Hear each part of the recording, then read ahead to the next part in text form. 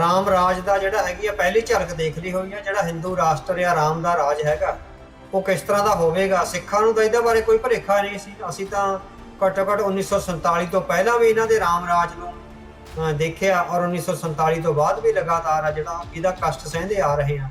ਪਰ ਹਿੰਦੂ ਅਲੀਟ ਨੇ ਜਿਹੜੇ ਬਹੁਤ ਵੱਧ ਚੜ ਕੇ ਜਿਹੜਾ ਨਰਿੰਦਰ ਮੋਦੀ ਨੂੰ ਇੱਕ ਰੱਬ ਦਾ ਅਵਤਾਰ ਜਾਂ ਹੋਰ ਕਿਸੇ ਨਾਮਾਂ ਨਾਲ ਵਿੱਚ ਪੁਕਾਰ ਰਹੇ ਸੀ, ਅੱਜ ਉਹਨਾਂ ਦੇ ਸਾਹਮਣੇ ਜਦੋਂ ਵਿਪਤਾ ਖੜੀ ਹੋਈ ਆ। ਸੋ ਰਾਮ ਰਾਜ ਕਿਹੋ ਜਿਹਾ ਹੋਵੇਗਾ ਉਹ ਸਾਰੇ ਦਰਸ਼ਨ ਆ ਜਿਹੜੇ ਪੂਰੇ ਹਿੰਦੁਸਤਾਨ ਵਿੱਚ ਵਸਦੇ ਹਿੰਦੂ ਅਲੀਟ ਨੇ ਜਿਹੜੇ ਕਰਦੇ ਆ। ਛੋਟੀ ਛੋਟੀਆਂ ਬੱਚੀਆਂ ਸੋ ਕਿਉਂਕਿ ਤਾਨਾਸ਼ਾਹ ਸਭ ਤੋਂ ਵੱਧ ਆਪਣੀ ਗੱਦੀ ਸੁਰੱਖਿਅਤ ਰੱਖਣੀ ਚਾਹੁੰਦਾ ਹੈ। ਸੋ ਕੋਈ ਪੀਪਲਸ ਰਿਪਰੈਜ਼ੈਂਟੇਸ਼ਨ ਨਹੀਂ, ਕੋਈ ਲੋਕਾਂ ਦਾ ਅਧਿਕਾਰ ਨਹੀਂ, ਕੋਈ ਰਾਈਟ ਨਹੀਂ ਸਿਟੀਜ਼ਨਸ ਤੇ। ਇਹ ਜਿਹੜੀ ਜੈਨਜ਼ੀ ਅਸਲ ਵਿੱਚ ਉਹੀ ਜੈਨਜ਼ੀ ਹੈਗੀ ਆ ਜਿਹੜੀ ਲਗਾਤਾਰ ਇਸ ਸਿਸਟਮ ਦੀ ਹਮਾਇਤ ਕਰ ਰਹੀ ਸੀ। ਸੋ ਵੱਡੀ ਜਿਹੜੀ ਉਹਦੀ ਆਇਰਨੀ ਉਹਦਾ ਖੌਫਨਾਕ ਪੱਖ ਆ, ਇਹ ਜੈਨਜ਼ੀ ਲਗਾਤਾਰ ਇਸੇ ਸਿਸਟਮ ਦੀ ਹਮਾਇਤ ਕਰ ਰਹੀ ਸੀ। ਜਦੋਂ ਉਹ ਸ਼ਹੀਨ ਬਾਗ ਵਾਲੀਆਂ ਜਿਹੜੀਆਂ ਮੁਸਲਿਮ ਔਰਤਾਂ ਤੇ ਡੰਡਾ ਵਰ ਰਿਹਾ ਸੀ, ਜਦੋਂ ਸਿੱਖਾਂ ਦੇ ਕਿਸਾਨ ਮੋਰਚੇ ਤੇ ਸਿੱਖਾਂ ਦਾ ਕਤਲ ਕੀਤਾ ਜਾ ਰਿਹਾ ਸੀ, ਜਦੋਂ ਪੰਜਾਬ ਵਿੱਚ ਜਿਹੜਾ ਸਿੱਖ ਕਤਲੇਆਮ ਹੋਇਆ ਸੀਗਾ। ਸੋ ਇਹ ਸਾਰਾ ਕੁਝ ਉਹੀ ਜੈਨਜ਼ੀ ਆ। ਹੁਣ ਉਹਨੂੰ ਆਪਣੇ ਪਿੰਡਾਂ ਤੇ ਹਟਾਉਣਾ ਪੈ ਰਿਹਾ ਤੇ ਹੁਣ ਉਹਨੂੰ ਜਿਹੜਾ ਹੈਗਾ ਵੱਖਰੀ ਕਿਸਮ ਦਾ ਜਿਹੜਾ ਹੈਗਾ ਇੱਕ ਤਜਰਬਾ ਸਾਹਮਣੇ ਆ ਰਿਹਾ। ਬਿਲਕੁਲ ਹੈ ਜੈਨਜ਼ੀ ਦਾ।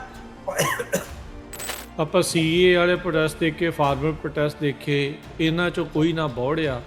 ਇਹਨਾਂ 'ਚੋਂ ਆਪਾਂ ਦੇਖਿਆ ਜਿੱਦਾਂ ਤੁਸੀਂ ਕਿਹਾ ਵੀ ਇਸੇ ਤਾਨਾਸ਼ਾਹ ਸਰਕਾਰ ਦੀ ਹਮਾਇਤ ਕੀਤੀ, ਉਹਦੇ ਦੁਆਰਾ ਲਾਠੀ ਚਾਰਜ ਕੀਤੇ ਗਏ, ਉਹਦੇ ਦੁਆਰਾ ਜਿਹੜੇ ਕਿੱਲ ਕੱਢੇ ਗਏ, ਉਹਨਾਂ ਨੂੰ ਸਹੀ ਠਹਿਰਾਉਣ ਦੇ ਵਿੱਚ ਇਹੀ ਵੱਡੀਆਂ ਵੱਡੀਆਂ ਪੋਸਟਾਂ ਪਾਉਣ ਵਾਲੇ, ਇਹੀ ਉਸ ਨੂੰ ਲਾਈਕ ਕਰਨ ਵਾਲੇ ਉਦੋਂ 1984 ਮੁੜ ਦੁਹਰਾਉਣ ਦਾ ਇਹ ਕਹਿੰਦੇ ਸੀਗੇ ਵੀ ਯਾਦ ਤੁਹਾਨੂੰ ਇਹ ਦਿਵਾਉਣਾ ਆ। ਆਪਾਂ ਸਾਰਾ ਕੁਝ ਉਸ ਟਾਈਮ ਦੇ ਉੱਤੇ ਦੇਖਿਆ ਤੇ ਜਿੱਦਾਂ ਤੁਸੀਂ ਕਿਹਾ ਵੀ ਹੁਣ ਇਹਨਾਂ ਨੂੰ ਆਪ ਆਪਣੇ ਪਿੰਡੇ ਦੇ ਸਹਾਰਨਾ ਪੈ ਰਿਹਾ ਦੇਖ ਰਹੇ ਆ। ਹਾਂਜੀ, ਉਹ ਭਰਮ ਹੁਣ ਟੁੱਟਣਗੇ ਜਿਨ੍ਹਾਂ ਨੂੰ ਲੱਗਦਾ ਸੀਗਾ ਵੀ ਸਾਡਾ ਆਪਣਾ ਦੇਸ਼ ਹੈ। ਜਿਹੜਾ ਕੌਨਫੀਡੈਂਸ ਸੀਗਾ ਵੀ ਸਾਡਾ ਆਪਣਾ ਮੁਲਕ ਹੈ, ਉਹ ਕੌਨਫੀਡੈਂਸ ਤਿੜਕੇਗਾ ਨਾ ਵੀ ਕੀ ਇਹ ਸਾਡਾ ਆਪਣਾ ਦੇਸ਼ ਹੈ, ਕੀ ਇਹ ਸਾਡੀ ਆਪਣੀ ਸਰਕਾਰ ਹੈ, ਕੀ ਇਹ ਸਿਸਟਮ ਸਾਡਾ ਹੈ। ਜਦੋਂ ਸੁਪਰੀਮ ਕੋਰਟ ਦਾ ਜੱਜ ਇਹ ਕਹਿ ਰਿਹਾ ਵੀ ਸਾਡੇ ਕੋਲ ਨਹੀਂ ਇੰਨਾ ਟਾਈਮ ਇੰਨੀਆਂ ਬੇਹੂਦੀਆਂ ਵੀਡੀਓ ਦੇਖਣ ਦਾ, ਸੋ ਹੁਣ ਸਿਸਟਮ ਤੇ ਸਵਾਲ ਉੱਠਣਗੇ। ਤਾਂ ਭਾਰਤੀ ਅਲੀਟ ਹੈਗਾ ਉਹਨੇ ਜਾਣ-ਬੁੱਝ ਕੇ ਸਿੱਖਾਂ ਦੇ ਖਿਲਾਫ ਇਹਨਾਂ ਨੂੰ ਕਰਿਆ ਤਾਂ ਕਿ ਸਿੱਖਾਂ ਦੇ ਕੁੱਟ-ਕਟਾਪੇ ਲਈ ਜਿਹੜਾ ਹੈਗਾ ਰਾਹ ਤਿਆਰ ਕੀਤਾ ਜਾਵੇ। ਹੁਣ ਜਦੋਂ ਉਹਨਾਂ ਦੇ ਆਪਣੇ ਗਲ ਪਈ ਹੈਗੀ ਆ, ਹੁਣ ਇਹ ਅਫੀਸ਼ੀਅਲ ਡਮ ਨੂੰ ਸਮਝ ਹੈਗੀ ਆ ਵੀ ਕਿਉਂਕਿ 80 ਲੱਖ ਵਿਦਿਆਰਥੀ ਹਰ ਸਾਲ ਪੜ੍ਹ ਕੇ ਆ ਰਿਹਾ ਹੈ ਬਾਹਰ। ਸੋ ਉਨੀਆਂ ਜੌਬਸ ਨਹੀਂ ਹੈਗੀਆਂ, ਉਹਨੇ ਰਿਸੋਰਸਿਸ ਨਹੀਂ। H1B ਵੀਜ਼ੇ ਰਾਹੀਂ ਇਹ ਬਹੁਤ ਜਨਤਾ ਨੂੰ ਬਾਹਰ ਧੱਕ ਰਹੇ ਹੈਗੇ ਆ।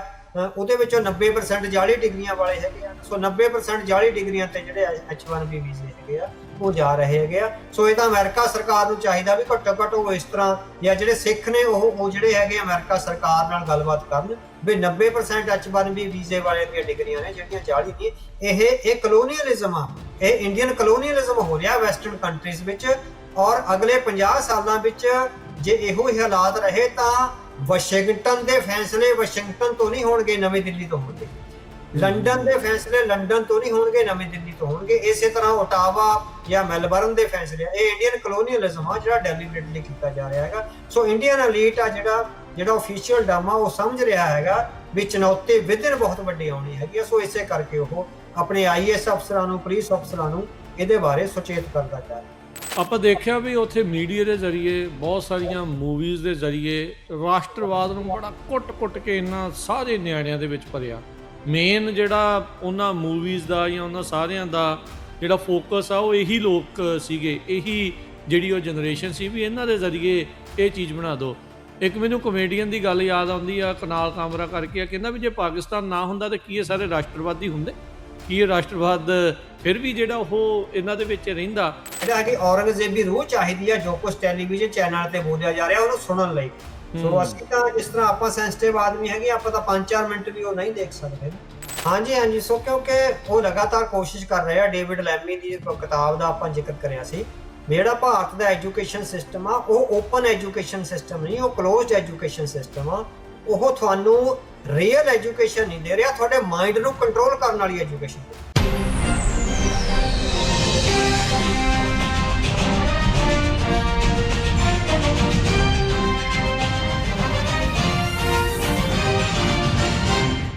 Punjabi radio USA, Punjabi TV USA ਦੇ ਉੱਤੇ ਆਪ ਸਭ ਦਾ ਸਵਾਗਤ ਹੈ। ਮੈਂ ਰਾਜਕਨਵੀਰ ਸਿੰਘ।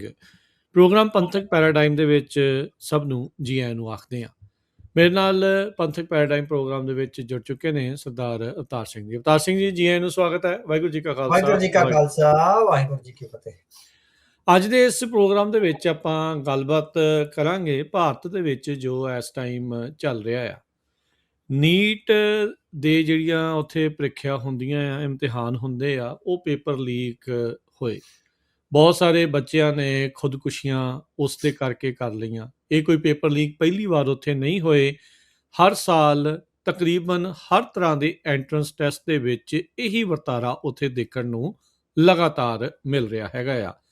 ਵਿਦਿਆਰਥੀ ਪਰੇਸ਼ਾਨ ਨੇ, ਅਨਇੰਪਲੋਇਮੈਂਟ ਸਿਖਰਾਂ 'ਤੇ ਜਿਹੜੀ ਉਹ ਪਹੁੰਚੀ ਹੋਈ ਆ, ਅਤੇ ਜਿਹੜੇ ਨੌਜਵਾਨ ਆ ਉਹ ਬੇਸਹਾਰੇ ਜੇ ਆਪਣੇ ਆਪ ਨੂੰ ਉੱਥੇ ਮਹਿਸੂਸ ਕਰ ਰਹੇ ਆ ਵੀ ਅਸੀਂ ਕਰੀਏ ਕੀ। ਇਵੈਂਚੁਅਲੀ ਸੁਪਰੀਮ ਕੋਰਟ ਦਾ ਉੱਥੇ ਦਾ ਜਿਹੜਾ ਜਸਟਿਸ ਆ, ਉਹ ਇਹਨਾਂ ਵਿਦਿਆਰਥੀਆਂ ਨੂੰ, ਪ੍ਰੋਟੈਸਟ ਕਰਨ ਵਾਲਿਆਂ ਨੂੰ ਕਾਕਰੋਚ ਕਹਿੰਦਾ। ਉੱਥੋਂ ਕਾਕਰੋਚ ਜਨਤਾ ਪਾਰਟੀ ਇੱਕ ਬਣਦੀ ਆ। ਉਸ ਤੋਂ ਬਾਅਦ ਦੇ ਵਿੱਚ ਭੁੱਖ ਹੜਤਾਲਾਂ ਦਾ ਦੌਰ ਚੱਲਦਾ ਆ। ਉੱਥੇ ਭੁੱਖ ਹੜਤਾਲ ਕਰਨ ਵਾਲੇ ਨੂੰ ਸਰਕਾਰ ਜਿਹੜੀ ਉਹ ਚੱਕ ਕੇ ਲੈ ਜਾਂਦੀ ਆ।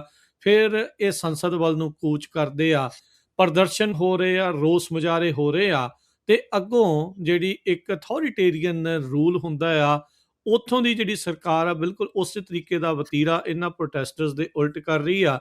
ਇਹਨਾਂ ਵਿਦਿਆਰਥੀਆਂ ਨੂੰ ਅੰਨ੍ਹੇਵਾਹ ਜਿਹੜਾ ਉਹ ਕੁੱਟਿਆ ਜਾ ਰਿਹਾ। ਪੁਲਿਸ ਬਗੈਰ ਨਾਵਾਂ ਤੋਂ, ਨੇਮ ਪਲੇਟਾਂ ਤੋਂ ਉਹਨਾਂ ਦੇ ਉੱਤੇ ਅੰਨਾ ਤਸ਼ੱਦਦ ਇਸ ਟਾਈਮ ਕਰ ਰਹੀ ਆ।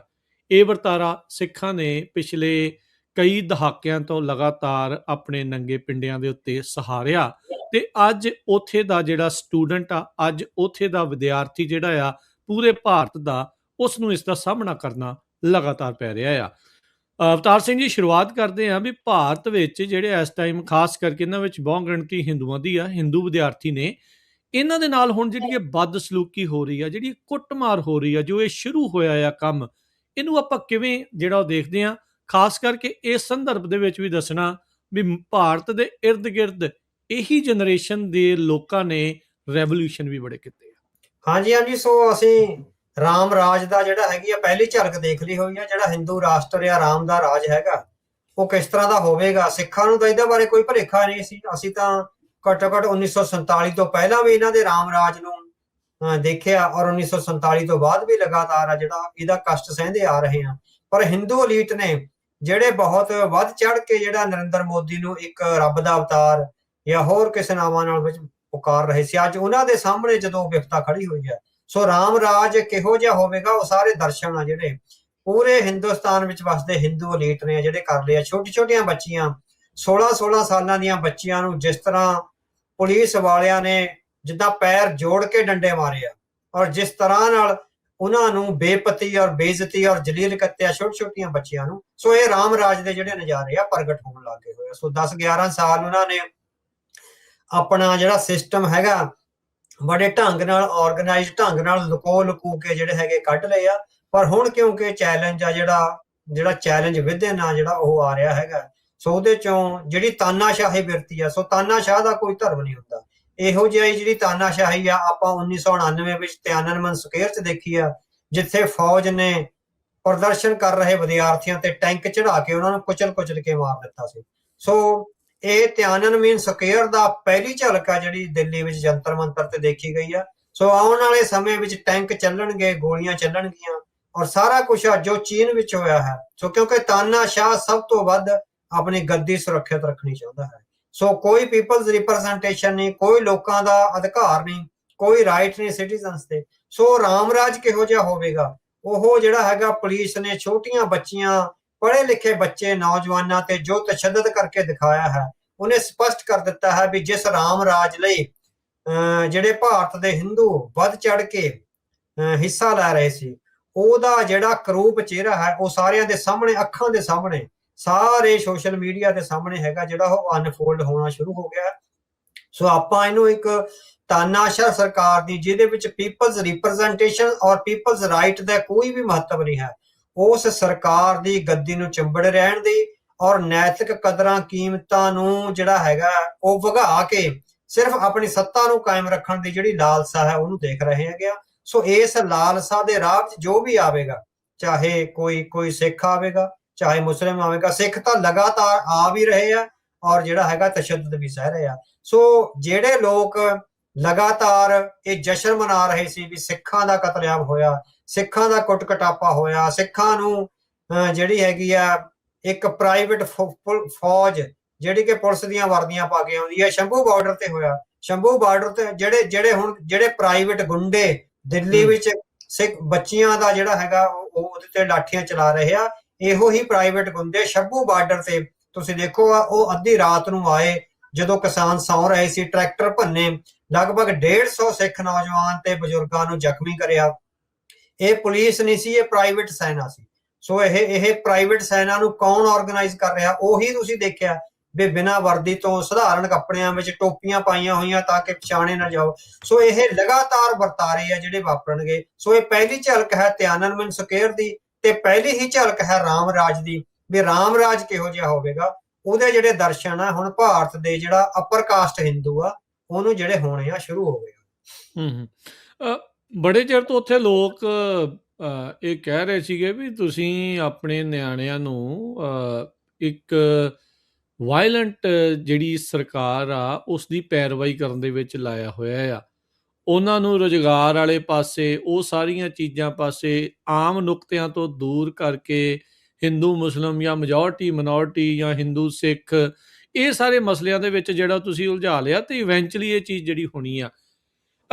ਇਹ ਅਵਤਾਰ ਸਿੰਘ ਜੀ ਦੱਸਿਓ ਵੀ ਕੀ ਇਹ ਵਾਕਿਆ ਹੀ ਇਹ ਜੈਨ ਜ਼ੀ ਰੈਵੋਲੂਸ਼ਨ ਵਾਂਗ ਹੀ ਹੈਗਾ ਆ ਇਹ ਜੋ ਇਸ ਟਾਈਮ ਉੱਥੇ ਜਿਹੜਾ ਪ੍ਰੋਟੈਸਟ ਉੱਥੇ ਜਿਹੜਾ ਚੱਲ ਰਿਹਾ ਆ, ਜਾਂ ਇਹਨੂੰ ਕਿਸੇ ਹੋਰ ਨਜ਼ਰੇ ਵੀ ਦੇਖਣਾ ਚਾਹੀਦਾ? ਨਹੀਂ, ਜਿਹੜਾ ਪੀੜਿਆ ਜਾ ਰਿਹਾ ਉਹ ਤਾਂ ਨੌਜਵਾਨ ਹੀ ਪੀੜਿਆ ਜਾ ਰਿਹਾ, ਪੜ੍ਹਿਆ ਲਿਖਿਆ ਨੌਜਵਾਨ ਪੀੜਿਆ ਜਾ ਰਿਹਾ। ਇਹ ਦੋ ਤਰ੍ਹਾਂ ਦੇ ਪ੍ਰਦਰਸ਼ਨ ਅੱਗੇ ਆਪਾਂ ਦੇਖਾਂਗੇ ਵੀ ਦੋ ਤਰ੍ਹਾਂ ਦੇ ਲੋਕ ਪੀੜੇ ਜਾ ਰਹੇ ਆ। ਇੱਕ ਤਾਂ ਜਿਹੜਾ ਮਿਡਲ ਕਲਾਸ ਹੈਗੀ ਆ, ਮਿਡਲ ਕਲਾਸ ਦਾ ਨੌਜਵਾਨ ਜਿਹਦੀਆਂ ਐਂਬੀਸ਼ਨਸ ਜ਼ਿਆਦੇ ਆ, ਜਿਹਨੇ ਪੜ੍ਹਾਈ ਵਧੀਆ ਜਿੱਦਾਂ ਸਕੂਲਾਂ ਕਾਲਜਾਂ ਵਿੱਚ ਕਰ ਲਈ, ਘਰੋਂ ਵੀ ਜਿਹੜਾ ਹੈਗਾ ਠੀਕ ਠਾਕ ਹੈਗਾ, ਕੋਈ ਇੰਨੀ ਜ਼ਿਆਦਾ ਗਰੀਬੀ ਨਹੀਂ ਹੈ, ਹਨਾ। ਸੋ ਪਰ ਹੁਣ ਰੁਜ਼ਗਾਰ ਦੇ ਮੌਕੇ, ਪਾਰਟਿਸਿਪੇਸ਼ਨ ਇਨ ਪੋਲਿਟਿਕਸ, ਕਿਉਂਕਿ ਪੋਲਿਟਿਕਸ ਦਾ ਸਰੂਪ ਬਦਲ ਗਿਆ। 21ਵੀਂ ਸਦੀ ਦੀ ਪੋਲਿਟਿਕਸ 18ਵੀਂ ਸਦੀ ਵਾਲੀ ਪੋਲਿਟਿਕਸ ਨਹੀਂ ਰਹੀ। ਹੁਣ ਜਿਹੜੀ ਪੀਪਲਸ ਪਾਰਟਿਸਿਪੇਸ਼ਨ ਆ ਉਹ ਬਹੁਤ ਜ਼ਿਆਦਾ ਡਿਮਾਂਡਿੰਗ ਆ ਜਿਹੜੀ ਹੋ ਗਈ ਹੋਈ ਆ। ਸੋ ਜਿਹੜੇ ਵੀ ਸਿਸਟਮ ਪੀਪਲਸ ਪਾਰਟਿਸਿਪੇਸ਼ਨ ਔਰ ਲੋਕਾਂ ਦੀ ਔਰ ਖਾਸ ਕਰਕੇ ਨੌਜਵਾਨਾਂ ਦੀ ਸਲਾਹ ਤੋਂ ਬਿਨਾਂ ਚੱਲਣਗੇ, ਉਹ ਜਿਹੜੇ ਹੈਗੇ ਆ ਉਹਨਾਂ ਨੂੰ ਚੁਣੌਤੀ ਦਾ ਸਾਹਮਣਾ ਕਰਨਾ ਪਵੇਗਾ। ਬਿਲਕੁਲ ਠੀਕ ਹੈ, ਨੌਜਵਾਨ ਪੀੜ੍ਹੀ ਹੈ ਜਿਹੜੀ ਉਹ ਅੱਗੇ ਆਇਆ, ਜੈਨ ਜ਼ੀ ਦਾ ਪ੍ਰਦਰਸ਼ਨ ਤਾਂ ਇਹ ਹੈ, ਹਨਾ। ਸੋ ਕਿਉਂਕਿ ਚੁਣੌਤੀਆਂ ਹੁਣ ਉਹਨਾਂ ਦੀ ਲਾਈਫ ਦੇ ਸਾਹਮਣੇ ਆ। ਘਰ ਕਿੱਦਾਂ ਲੈਣੇ ਆ, ਉਹਦੀਆਂ EMIs ਕਿੱਦਾਂ ਭਰਨੀਆਂ, ਇੰਸਟਾਲਮੈਂਟਸ ਕਿੱਦਾਂ ਭਰਨੀਆਂ, ਮੌਰਗੇਜ ਕਿੱਥੋਂ ਆਉਣੀਆਂ।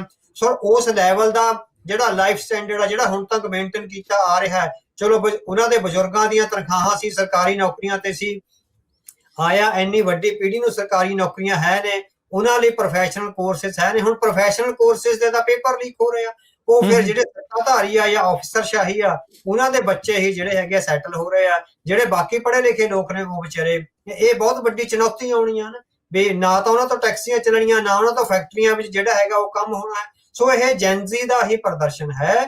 ਪਰ ਇਹ ਜਿਹੜਾ ਹੈਗਾ ਇਹ ਜਿਹੜੀ ਜੈਨ ਜ਼ੀ ਅਸਲ ਵਿੱਚ ਉਹੀ ਜੈਨ ਜ਼ੀ ਹੈਗੀ ਆ ਜਿਹੜੀ ਲਗਾਤਾਰ ਇਸ ਸਿਸਟਮ ਦੀ ਹਮਾਇਤ ਕਰ ਰਹੀ ਸੀ। ਸੋ ਵੱਡੀ ਜਿਹੜੀ ਉਹਦੀ ਆਇਰਨੀ, ਉਹਦਾ ਖੌਫਨਾਕ ਪੱਖ ਆ, ਇਹ ਜੈਨ ਜ਼ੀ ਲਗਾਤਾਰ ਇਸੇ ਸਿਸਟਮ ਦੀ ਹਮਾਇਤ ਕਰ ਰਹੇ ਸੀ। ਜਦੋਂ ਉਹ ਸ਼ਹੀਨ ਬਾਗ ਵਾਲੀਆਂ ਜਿਹੜੀਆਂ ਮੁਸਲਿਮ ਔਰਤਾਂ ਤੇ ਡੰਡਾ ਵਰ ਰਿਹਾ ਸੀ, ਜਦੋਂ ਸਿੱਖਾਂ ਦੇ ਕਿਸਾਨ ਮੋਰਚੇ ਤੇ ਸਿੱਖਾਂ ਦਾ ਕਤਲ ਕੀਤਾ ਜਾ ਰਿਹਾ ਸੀ, ਜਦੋਂ ਪੰਜਾਬ ਵਿੱਚ ਜਿਹੜਾ ਸਿੱਖ ਕਤਲੇਆਮ ਹੋਇਆ ਸੀਗਾ। ਸੋ ਇਹ ਸਾਰਾ ਕੁਝ ਉਹੀ ਜੈਨ ਜ਼ੀ ਆ। ਹੁਣ ਉਹਨੂੰ ਆਪਣੇ ਪਿੰਡਾਂ ਤੇ ਹਟਾਉਣਾ ਪੈ ਰਿਹਾ ਤੇ ਹੁਣ ਉਹਨੂੰ ਜਿਹੜਾ ਹੈਗਾ ਵੱਖਰੀ ਕਿਸਮ ਦਾ ਜਿਹੜਾ ਹੈਗਾ ਇੱਕ ਤਜਰਬਾ ਸਾਹਮਣੇ ਆ ਰਿਹਾ। ਬਿਲਕੁਲ ਹੈ ਜੈਨ ਜ਼ੀ ਦਾ, ਪਰ ਇਹ ਅੱਗੇ ਕਿੰਨਾ ਵੱਧਦਾ ਹੈ ਆਇਆ, ਉਹ ਸਮਰੱਥਾ ਹੈਗੀ ਆ ਇਹਨਾਂ ਦੀ ਰਾਜਨੀਤੀਵਾਨਾਂ ਵਿੱਚ, ਉਹ ਦੇਖਣ ਵਾਲੀ ਗੱਲ। ਬਿਲਕੁਲ। ਆਪਾਂ CA ਵਾਲੇ ਪ੍ਰੋਟੈਸਟ ਦੇਖੇ, ਫਾਰਮਰ ਪ੍ਰੋਟੈਸਟ ਦੇਖੇ, ਇਹਨਾਂ ਚੋਂ ਕੋਈ ਨਾ ਬੌੜਿਆ। ਇਹਨਾਂ ਚੋਂ ਆਪਾਂ ਦੇਖਿਆ ਜਿੱਦਾਂ ਤੁਸੀਂ ਕਿਹਾ ਵੀ ਇਸੇ ਤਾਨਾਸ਼ਾਹ ਸਰਕਾਰ ਦੀ ਹਮਾਇਤ ਕੀਤੀ, ਉਹਦੇ ਦੁਆਰਾ ਲਾਠੀ ਚਾਰਜ ਕੀਤੇ ਗਏ, ਉਹਦੇ ਦੁਆਰਾ ਜਿਹੜੇ ਕਿੱਲ ਕੱਢੇ ਗਏ, ਉਹਨਾਂ ਨੂੰ ਸਹੀ ਠਹਿਰਾਉਣ ਦੇ ਵਿੱਚ ਇਹੀ ਵੱਡੀਆਂ ਵੱਡੀਆਂ ਪੋਸਟਾਂ ਪਾਉਣ ਵਾਲੇ, ਇਹੀ ਉਸ ਨੂੰ ਲਾਈਕ ਕਰਨ ਵਾਲੇ, ਉਦੋਂ 1984 ਮੁੜ ਦੁਹਰਾਉਣ ਦਾ ਇਹ ਕਹਿੰਦੇ ਸੀਗੇ ਵੀ ਯਾਦ ਤੁਹਾਨੂੰ ਇਹ ਦਿਵਾਉਣਾ ਆ। ਆਪਾਂ ਸਾਰਾ ਕੁਝ ਉਸ ਟਾਈਮ ਦੇ ਉੱਤੇ ਦੇਖਿਆ ਤੇ ਜਿੱਦਾਂ ਤੁਸੀਂ ਕਿਹਾ ਵੀ ਹੁਣ ਇਹਨਾਂ ਨੂੰ ਆਪ ਆਪਣੇ ਪਿੰਡੇ ਦੇ ਸਹਾਰਨਾ ਪੈ ਰਿਹਾ ਦੇਖ ਰਹੇ ਆ।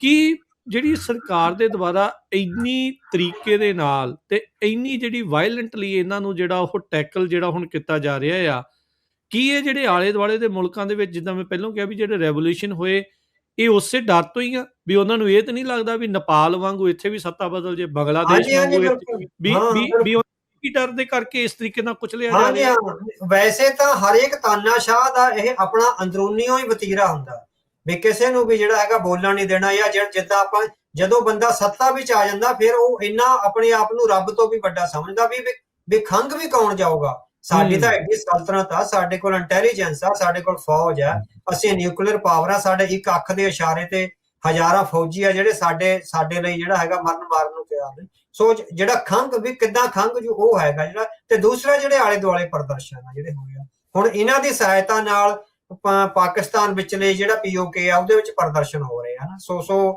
ਉਹ ਲੱਗਦਾ ਹੈ ਵੀ ਕਿਉਂਕਿ ਬੰਦੇ ਨੂੰ ਆਪਣਾ ਡਰ ਤਾਂ ਖਾਂਦਾ ਹੀ ਹੈ ਨਾ।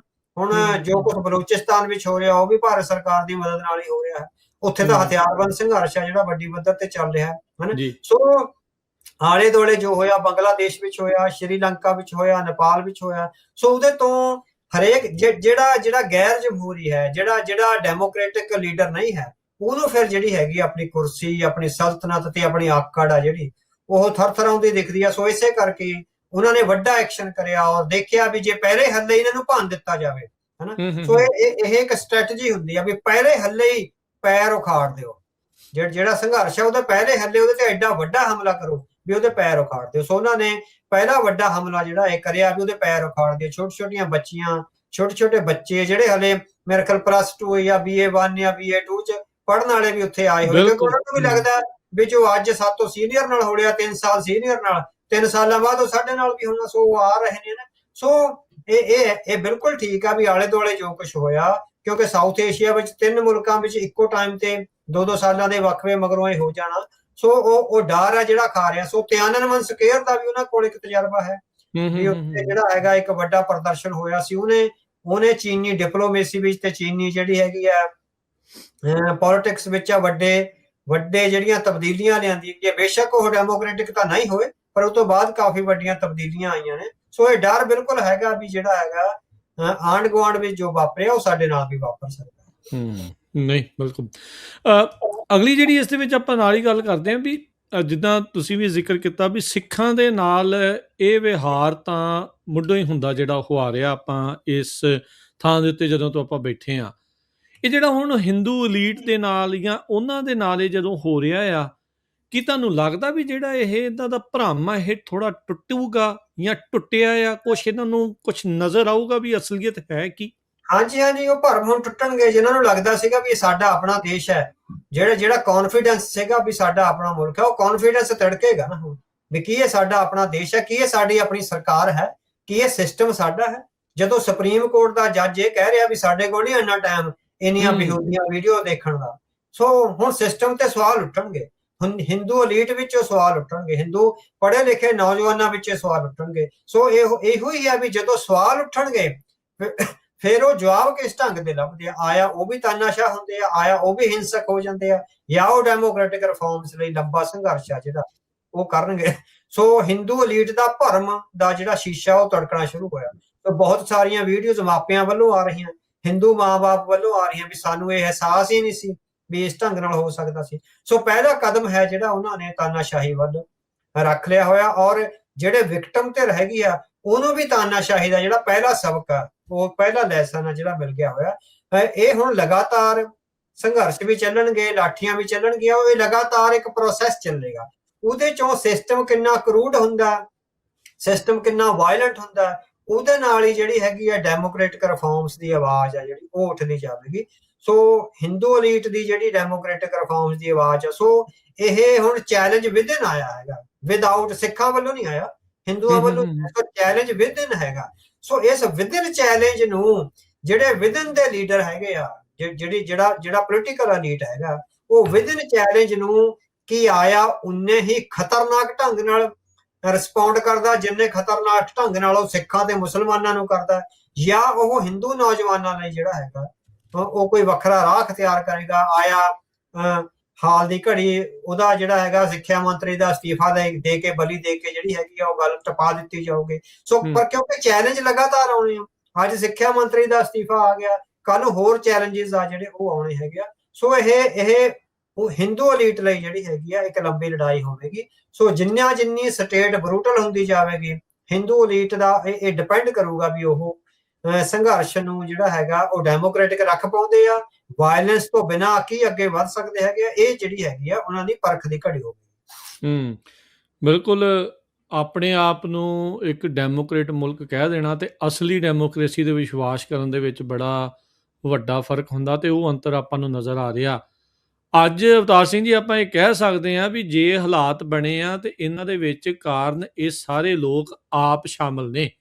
ਜਦੋਂ ਇਹ ਸਰਕਾਰ ਆਪ ਮੁਹਾਰੇ ਤਾਨਾਸ਼ਾਹੀ ਵਤੀਰਾ ਬਾਕੀਆਂ ਦੇ ਨਾਲ ਕਰ ਰਹੀ ਸੀ, ਇਹ ਸਿਰਫ ਮੂਕ ਦਰਸ਼ਕ ਹੀ ਨਹੀਂ ਬਣੇ, ਇਹਨਾਂ ਨੇ ਸਗੋਂ ਹੁਲਾਰਾ ਦਿੱਤਾ ਉਸ ਸਰਕਾਰ ਨੂੰ ਵੀ ਤੁਸੀਂ ਜਿੱਦਾਂ ਜੋ ਕਰਨਾ ਹੈ ਉਹ ਕਰੋ।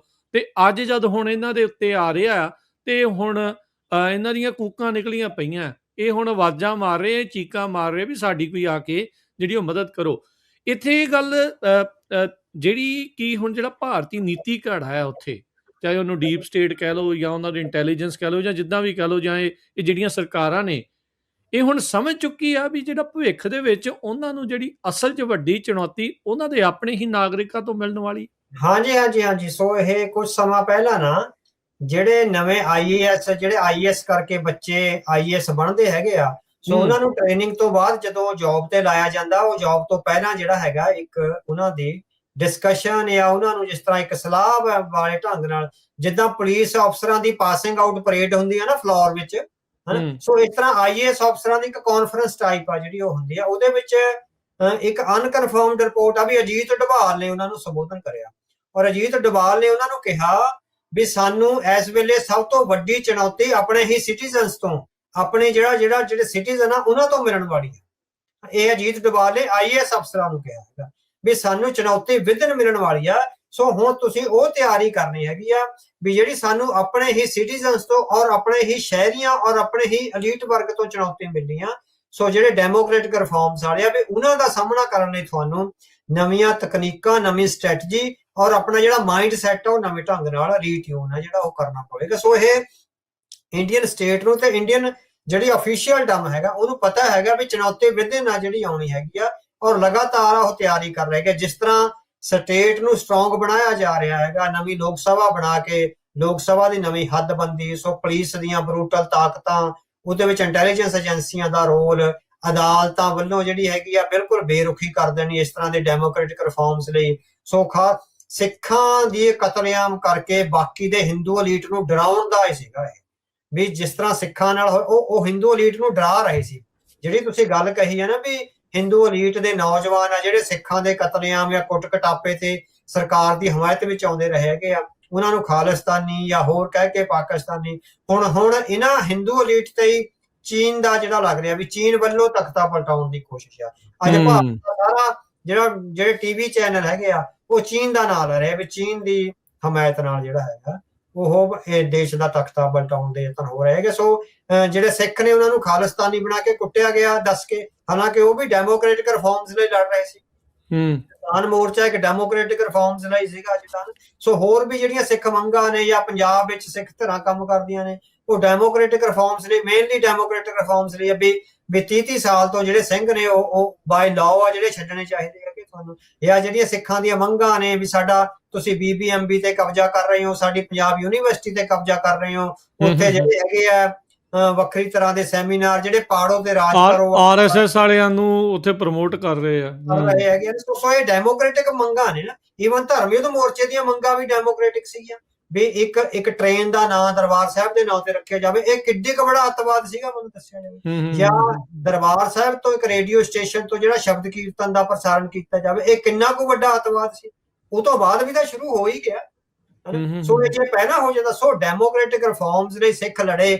ਜਦੋਂ ਸਿੱਖਾਂ ਨੂੰ ਅੱਤਵਾਦੀ ਕਹਿ ਕੇ ਮਾਰਿਆ ਗਿਆ ਤਾਂ ਇਹੋ ਹੀ ਲੋਕ ਜਿਹੜੇ ਅੱਜ ਹਿੰਦੂ ਰਾਸ਼ਟਰ ਦਾ ਨਜ਼ਾਰਾ ਲੈ ਰਹੇ ਆ, ਇਹ ਸਿੱਖਾਂ ਦੇ ਖਿਲਾਫ ਡਟ ਕੇ ਖੜੇ। ਔਰ ਜਿਹੜਾ ਭਾਰਤੀ ਅਲੀਟ ਹੈਗਾ ਉਹਨੇ ਜਾਣ ਬੁੱਝ ਕੇ ਸਿੱਖਾਂ ਦੇ ਖਿਲਾਫ ਇਹਨਾਂ ਨੂੰ ਕਰਿਆ ਤਾਂ ਕਿ ਸਿੱਖਾਂ ਦੇ ਕੁੱਟ ਕਟਾਪੇ ਲਈ ਜਿਹੜਾ ਹੈਗਾ ਰਾਹ ਤਿਆਰ ਕੀਤਾ ਜਾਵੇ। ਹੁਣ ਜਦੋਂ ਉਹਨਾਂ ਦੇ ਆਪਣੇ ਗਲ ਪਈ ਹੈਗੀ ਆ, ਹੁਣ ਇਹ ਅਫੀਸ਼ੀਅਲ ਡਮ ਨੂੰ ਸਮਝ ਹੈਗੀ ਆ ਵੀ ਕਿਉਂਕਿ 80 ਲੱਖ ਵਿਦਿਆਰਥੀ ਹਰ ਸਾਲ ਪੜ੍ਹ ਕੇ ਆ ਰਿਹਾ ਹੈ ਬਾਹਰ, ਸੋ ਉਨੀਆਂ ਜੌਬਸ ਨਹੀਂ ਹੈਗੀਆਂ, ਉਨੇ ਰਿਸੋਰਸਿਸ ਨਹੀਂ।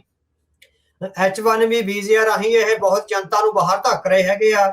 ਉਹਦੇ ਵਿੱਚੋਂ 90% ਜਾਲੀ ਡਿਗਰੀਆਂ ਵਾਲੇ ਹੈਗੇ ਆ, ਸੋ 90% ਜਾਲੀ ਡਿਗਰੀਆਂ ਤੇ ਜਿਹੜੇ H1B ਵੀਜ਼ੇ ਹੈਗੇ ਆ ਉਹ ਜਾ ਰਹੇ ਹੈਗੇ ਆ। ਸੋ ਇਹ ਤਾਂ ਅਮਰੀਕਾ ਸਰਕਾਰ ਨੂੰ ਚਾਹੀਦਾ ਵੀ ਘੱਟੋ ਘੱਟ ਉਹ ਇਸ ਤਰ੍ਹਾਂ, ਜਾਂ ਜਿਹੜੇ ਸਿੱਖ ਨੇ ਉਹ ਜਿਹੜੇ ਹੈਗੇ ਅਮਰੀਕਾ ਸਰਕਾਰ ਨਾਲ ਗੱਲਬਾਤ ਕਰਨ ਵੀ 90% H1B ਵੀਜ਼ੇ ਵਾਲੇ ਦੀਆਂ ਡਿਗਰੀਆਂ ਨੇ ਜਿਹੜੀਆਂ ਜਾਲੀ ਨਹੀਂ। ਇਹ ਕਲੋਨੀਅਲਿਜ਼ਮ ਆ, ਇਹ ਇੰਡੀਅਨ ਕਲੋਨੀਅਲਿਜ਼ਮ ਹੋ ਰਿਹਾ ਵੈਸਟਰਨ ਕੰਟਰੀਜ਼ ਵਿੱਚ, ਔਰ ਅਗਲੇ 50 ਸਾਲਾਂ ਵਿੱਚ ਜੇ ਇਹੋ ਹੀ ਹਾਲਾਤ ਰਹੇ ਤਾਂ ਵਾਸ਼ਿੰਗਟਨ ਦੇ ਫੈਸਲੇ ਵਾਸ਼ਿੰਗਟਨ ਤੋਂ ਨਹੀਂ ਹੋਣਗੇ, ਨਵੀਂ ਦਿੱਲੀ ਤੋਂ ਹੋਣਗੇ।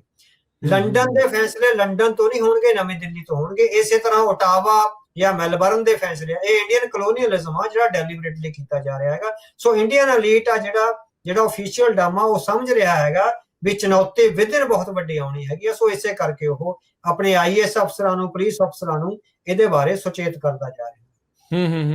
ਜੀ ਬਿਲਕੁਲ। ਅਵਤਾਰ ਸਿੰਘ ਜੀ, ਆਪਣੇ ਵੀ ਜਿਹੜੇ ਲੋਕ ਨਾ ਕਈ ਵਾਰੀ ਬੜਾ ਝੰਡਾ ਜਿਹਾ ਚੱਕ ਕੇ ਜਾਂਦੇ ਇਹਨਾਂ ਦਾ, ਜਿਹੜਾ ਤਿਰੰਗੇ ਵਾਲਾ, ਵੀ ਅਸੀਂ ਬੜੇ ਰਾਸ਼ਟਰਵਾਦੀ ਆ। ਇਹ ਸਾਰੇ ਰਾਸ਼ਟਰਵਾਦੀ ਹੋਈ ਆ ਜਿਹੜੇ ਹੁਣ ਕੁੱਟ ਹੋ ਰਹੇ? ਹਾਂ, ਸਾਰੇ ਰਾਸ਼ਟਰਵਾਦੀ ਆ, ਸਾਰੇ ਰਾਸ਼ਟਰਵਾਦੀ ਆ ਜਿਹੜੇ ਉਹ ਕੁੱਟ ਹੋ ਰਹੇ, ਇੰਡੀਅਨ ਨੈਸ਼ਨਲਿਸਟ ਆ, ਔਰ ਉਹਨਾਂ ਨੂੰ ਝੰਡੇ ਦੇ ਨਾਲ ਹੀ ਕੁੱਟਿਆ ਜਾ ਰਿਹਾ, ਉਸੇ ਝੰਡੇ ਦੇ ਡੰਡੇ ਨਾਲ ਕੁੱਟਿਆ ਜਾ ਰਿਹਾ, ਡੰਡੇ ਨਾਲ ਕੁੱਟਿਆ ਜਾ ਰਿਹਾ ਹੈਗਾ। ਸੋ ਇਹ ਪੂਰੀ ਤਰ੍ਹਾਂ ਪਿਓਰਲੀ ਜਿਹੜੇ ਹੈਗੇ ਇੰਡੀਅਨ ਨੈਸ਼ਨਲਿਸਟ ਨੇ, ਸਿੱਖਾਂ ਦੀ ਤੇ ਮੁਸਲਮਾਨਾਂ ਦੀ ਕਟਾਈ ਹੁੰਦੀ ਦੇਖ ਕੇ ਪੂਰੀ ਤਰ੍ਹਾਂ ਖੁਸ਼ ਹੁੰਦੇ ਸੀ ਵੀ ਜਿਹੜੀ ਭਾਰਤ ਸਰਕਾਰ ਨੇ ਬਹੁਤ ਸੋਹਣਾ ਕਰਿਆ। ਹੁਣ ਉਹੀ ਤਿਰੰਗਾ ਝੰਡਾ ਜਿਹੜਾ ਉਹਨਾਂ ਦੇ ਜਿਹੜੇ ਕੁੱਟ ਕਟਾਪੇ ਦਾ ਸਬਬ ਬਣ ਰਿਹਾ।